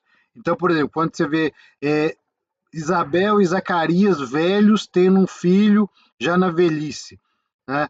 Que é João Batista, que nós vamos celebrar semana que vem a festa dele, né? São João Batista, é o primo de Jesus. É quando Jesus mesmo nasce, como que uma mulher virgem, né, que não teve relações sexuais, que não foi inseminada, hoje a gente poderia falar que a tecnologia nos permite isso, não foi inseminada, pode ter uma criança, né? Então, um nascimento miraculoso, milagroso, né? É o que o anjo fala para Maria em algumas traduções da Bíblia, né? O Senhor dos impossíveis, né? Deus do impossível. O anjo Gabriel responde para Maria assim: veja o que aconteceu com Isabel, a sua parenta. Ela está grávida e está na velhice, pois para Deus nada é impossível. Então, Deus do impossível faz acontecer algo miraculoso, milagroso, impossível para os humanos, para as humanas, para mostrar que Ele é Deus, né? Então, a primeira questão do texto é isso mesmo, como nos disse Elaine, né? Maria é virgem, né, vai conceber de forma miraculosa, não carnal, né? E a Igreja Católica, a Igreja Ortodoxa, ainda acreditam mais fielmente em algo muito mais forte. Não só concebeu virgem, como manteve-se virgem, ou seja, deu a luz para o menino Jesus de forma especial, miraculosa, e continuou virgem. Os apócrifos, vocês lembram da Bíblia apócrifa que eu falava com vocês, que eu levei lá no dia que a gente estava começando a estudar sobre Bíblia? Os livros, a Bíblia apócrifa vai dizer para nós que Maria tinha provavelmente 15 anos de idade, e que José poderia ter entre 40, 50 até 90 anos de idade. Na época de Jesus, a estimativa de vida de um judeu na Palestina era em torno de 40, 50 anos, já era velho. Então eu já estou vovô, né? Já estou Matusalém, com cabelo branco, né? Mas na época de Jesus a estimativa era essa mesmo, tanto é que Jesus, a gente fala do jovem Jesus de Nazaré, mas Jesus com 30 anos já era assim, um homem de meia idade, né? Uma pessoa madura, né? Mas alguns textos bíblicos vão dizer que José tinha até mais de 100 anos quando Jesus nasceu, ou quando ele morreu, né? Porque ele acompanhou Jesus provavelmente até os 12 anos. O último relato que a gente tem da pessoa de José na Bíblia, José, pai adotivo de Jesus, foi quando Jesus desaparece aos 12 anos, quando ele vai encontrado no templo, discutindo com os doutores da lei. Jesus ficou ali 3 dias desaparecido, Maria e José tinham levado Jesus para poder fazer a romaria lá em Jerusalém pela Páscoa, né, e Jesus some 3 dias, e eles ficam desesperados procurando. Essa é a última hora que o texto relata sobre Jesus, perdão, sobre José na Bíblia, né? Então, se Jesus, né, nasceu e José tinha 90 anos, provavelmente José já tinha mais de 100 anos ali, né, naquela época. Mas vamos pensar num José com seus 50, 60 anos e Maria, uma menininha de 15, 17 anos. Porque o que acontecia naquela época? As meninas que serviam no templo, adorando, ajudando a manter o templo limpo, o templo onde se matava os animais para purificar, né, os pecados dos judeus, elas serviam ali, vamos pensar nas coroinhas na nossa igreja hoje como modelo, como referência, só para fazer uma comparação. Quando ela entrava na menstruação, ela não podia servir mais no templo, que é o que a gente chama de pureza ritual, né? A gente chama de pureza ritual e, tristemente, isso é usado até hoje na Igreja Católica Romana, em outras igrejas que proíbem as mulheres serem ministras, né, no altar, serem sacerdotisas, porque alegam que, né, a menstruação quebra a pureza ritual. Entende? Vocês entendem isso? É tranquilo para você essa ideia de pureza ritual? Quer dizer, se a mulher está menstruando, ela está com sangue fora do corpo. Se o sangue fora do corpo é sinal de morte, né, não é um sangue vivo, não sei o que e tal, vai você ver um absurdo, né? Eu, como católico, como homem, eu acho um absurdo usar esse tipo de justificativa, porque é algo natural, né? A mulher não morre porque menstrua, né? E não é sinal de morte a menstruação, ela está preparando o corpo para eventualmente receber uma vida, né? Mas a igreja, né, nossa cristã católica e outras igrejas, né, usam esse discurso dos judeus, lá da época de Jesus, ou até de antes de Jesus, para falar que as mulheres não podem servir, né, na igreja, não podem ser padras, não podem ser bispos, não podem ser diaconisa, né? E os judeus alegavam isso para as meninas que serviam no templo. Quando ela menstruava a primeira vez, ela já não podia servir. E aí, como ela servia no templo, a família colocava a menina para servir no templo, né, a menina não pertencia mais à família. Então, ela não voltava para a família. Ela era doada para casar com algum homem importante da religião judaica que estava viúvo ou que estava, né, solteiro. E aí doaram Maria e José teve a sorte de casar com ela, né? Nós, cristãos católicos, romanos, ortodoxos, anglicanos, acreditamos que eles não tiveram uma vida de marido e de mulher, que José respeitou Maria quando ficou sabendo que ela ia ser a mãe de Jesus, a mãe de Deus, né? Outras pessoas vão dizer, vai fazer diferença se Maria e José tiveram relação sexual, se Maria teve outros filhos com José sem ser Jesus? Você vai deixar de gostar menos de Maria por causa disso? Ela vai deixar de ser a mãe de Jesus se ela teve relação sexual com José ou se teve outros filhos? Eu, a Mauri, concordo que não. Maria vai continuar sendo importante porque ela foi a mãe de Jesus, que é o Salvador. Mas algumas pessoas vão dizer, faz diferença. Faz diferença. Né? Para mim não faz, não. Mas as pessoas que acreditam que faz diferença, as que insistem que Maria continuou eternamente virgem. Eu, pessoalmente, como católico, acredito que Maria é sempre virgem. Mas se ela deixou de ser virgem, se eu chegar no céu lá um dia, se eu tiver a misericórdia de Deus, de chegar no céu e descobrir que Maria tem outros filhos, né, ou que Maria tinha relação sexual com São José, isso vai me fazer gostar menos de Maria? Não. Vai ficar até mais humano, né? É humano igual nós, então ótimo, né? Mas tem gente que ia pirar, né? Não espero não tirar a fé de ninguém aqui, né? Na verdade, é como eu falei lá nos inícios do curso, né? A gente vai desconstruir muita catequese de criança, infantil, para dar para vocês uma catequese de adulto, de gente madura na fé. Então, às vezes, pode chocar, igual esses detalhes que a gente fala que você pensa, eu nunca parei para pensar nisso, né? É igual você pensa assim, Jesus é tão humano, que só podia ser Deus. Então quer dizer que ele era tão humano. Ele ia no banheiro? Mas com certeza. Se ele se alimentava, ele tinha que, né, colocar para fora que estava sobrando no corpo, né? Porque fala, Jesus foi igual a nós em tudo, menos no pecado, né? O texto vai dizer que ele chorou a morte de Lázaro. Jesus vai dizer assim, né, o filho do homem não tem aonde reclinar a cabeça, né, que os animais têm ninhos, né, os lírios, né, têm seus jardins, mas o filho do homem não tem aonde reclinar a cabeça. Quer dizer, o filho do homem passa necessidade. Quer dizer, Deus, Jesus, quando, né, teve aqui nessa terra, ele passou necessidade, foi pobre igual nós, né? Porque se ele não tem lugar para reclinar a cabeça, ele não tinha um teto, não tinha provavelmente um lugar onde comer. E aí, mais uma vez, na igreja reconhece o quanto que as mulheres, não os homens, as mulheres foram financeiramente importantes para o grupo de Jesus. Um exemplo muito historicamente muito estudado é Maria Madalena. Maria Madalena não é a prostituta que muita gente fala para poder desmerecer Maria Madalena. Maria Madalena era uma mulher de posses e que tinha o negócio de fazer perfumes. Provavelmente é a mulher arrependida dos pecados, que Jesus expulsou 7 demônios, que vai dizer, né, eu sou a legião, o demônio fala para Jesus, né, Jesus pergunta, qual que é o seu nome? E aí o demônio, né, saindo do corpo da mulher, fala assim para Jesus, nós não queremos ter nada com vocês, nós somos a legião. A legião é um exército de demônios. E aí expulsa os demônios dela e ela começa a seguir Jesus, porque tirou aquele mal dela, né? E Maria Madalena, os textos históricos vão dizer que ela era uma perfumista, ela fazia perfumes. Por isso que ela provavelmente foi a mulher que derramou, né, perfume na cabeça de Jesus antes de Jesus sofrer a crucificação. Na Semana Santa, a gente lê o texto dela, né? Aquela pecadora que derrama, né, o perfume na cabeça de Jesus, e aí, né, Judas Iscariote fica com ciúmes.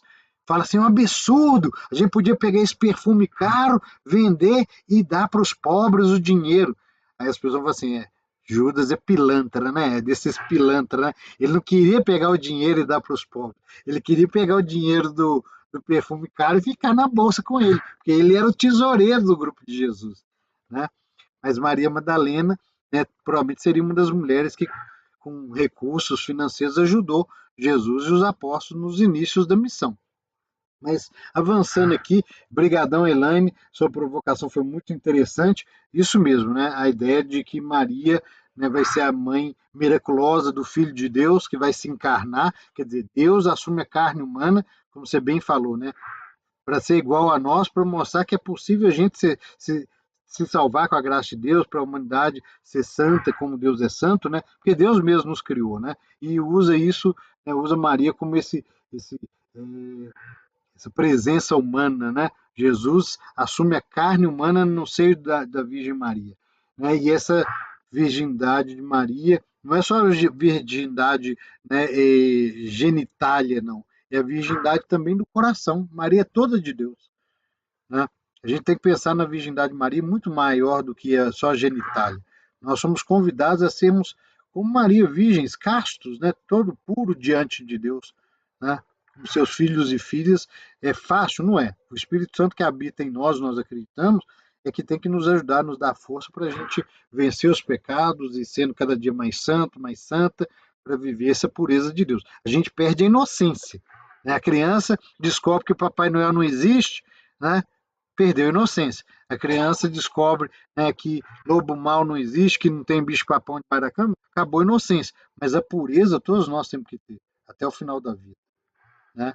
Até por ouvir dela. Né?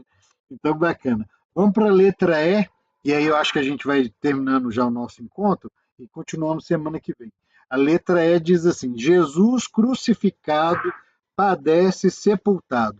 Nem o Daniel nem o Gabriel estão aqui hoje. Provavelmente estão agarrados aí com trabalho, com faculdade, né? Eu vou partilhar com vocês o que eu entendo. Depois, se alguém quiser partilhar o que entende também, esse Jesus humano, nascido do seio virginal de Maria, é um homem.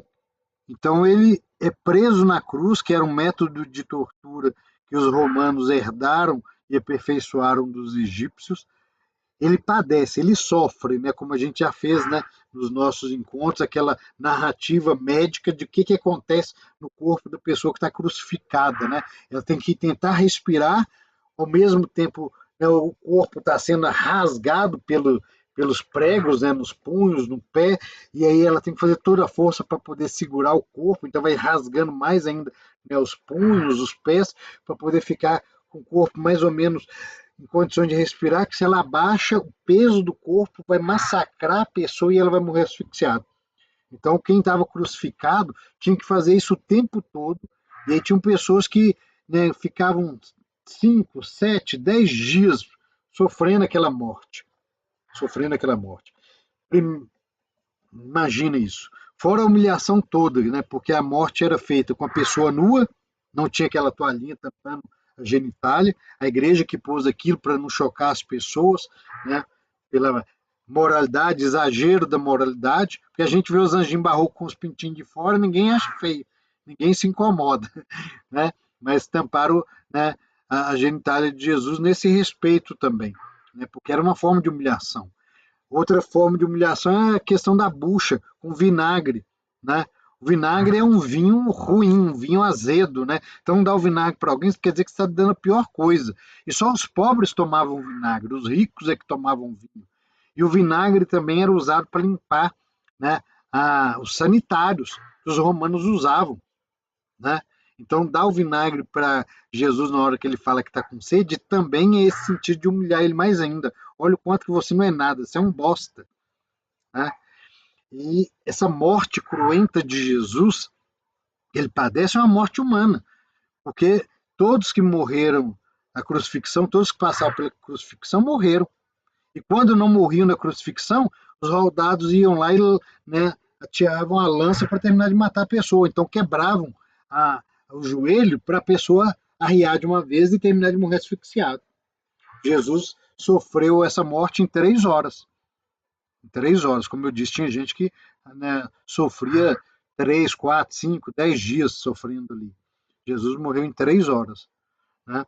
E essa morte que ele padece crucificado por amor de nós é o sofrimento que ele carrega todo o peso dos nossos pecados, dos pecados das pessoas de antes dele, da época dele e de todos que virão depois. A igreja nos ensina. E como ele morreu, ele tem que ser o quê? Sepultado.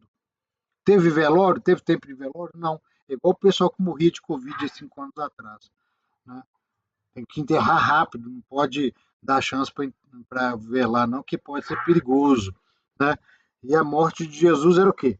Era sexta-feira de tarde, não podia escurecer, porque para os judeus, quando escurece, já é a liturgia, a celebração do sábado, que a gente chama de Shabat, né, no hebraico, e para os judeus o sábado é o dia santo. Lembra lá? Deus, né, criou tudo em 6 dias e no sábado, o 7º dia, ele descansa. Então, para os judeus, o dia de oração, o dia de celebração é o sábado. Se eles vão celebrar a Páscoa no sábado e vai escurecer na sexta, então, quer dizer, já na noite da sexta já começa a celebrar a Páscoa. Não pode fazer nada, não pode ter velório, não pode ter morto, não pode ter ninguém crucificado. Por isso que eles correm e enterram Jesus, liberam para enterrar aqueles corpos, né? E aí José de Arimateia, que era um judeu que estava começando a seguir Jesus e era um homem rico de posses, ele tinha comprado um túmulo e manda enterrar Jesus naquele túmulo ali, porque não tinha outro lugar para enterrar Jesus. E Jesus não podia ficar exposto, porque para os judeus qualquer morto é sinal de impureza. Até hoje para a gente, né? Você vai no cemitério, quando você volta para casa, a primeira coisa que você faz é o quê? Ou deveria ser, né? Tirar a roupa do cemitério, para lavar e tomar um banho. Você não sabe o que você trouxe lá. O cemitério em si não é lugar maldito, é um lugar de paz. Porque quem está ali já sofreu o que tinha que sofrer, ali não tem mais sofrimento. Ali é o lugar do descanso, né? Descanse em paz, né? Mas é um lugar que quem está ali sofreu de alguma forma. Mesmo que seja a morte mais singela, morreu dormindo, mas morreu. E ali é um lugar que você não sabe que a pessoa morreu de doença, né, se o lençol freático está contaminado, né, aquelas plantas, aqueles bichos todos que estão ali. Percebe? Então, alguma dúvida, algum comentário? Eu tenho uma curiosidade, já tem um tempinho que eu quero perguntar, só que eu não lembro, né? Quando Jesus morreu, né? Maria estava lá. E José estava onde? José tinha morrido, estava no céu. Ele já tinha morrido? Já. É o que a gente falou. Provavelmente José morreu com Jesus na adolescência. José não viu Jesus sendo Messias, sendo mestre, né, pregando o Evangelho. José já estava no céu. Gente querida, vamos encerrar então com muita alegria. Obrigado mais uma vez. Eu vou colocar ali uma reflexão para vocês sobre isso tudo. E aí eu queria pedir a Deus que abençoe muito vocês. Ele que é Pai, Filho e Espírito Santo. Amém. Boa noite.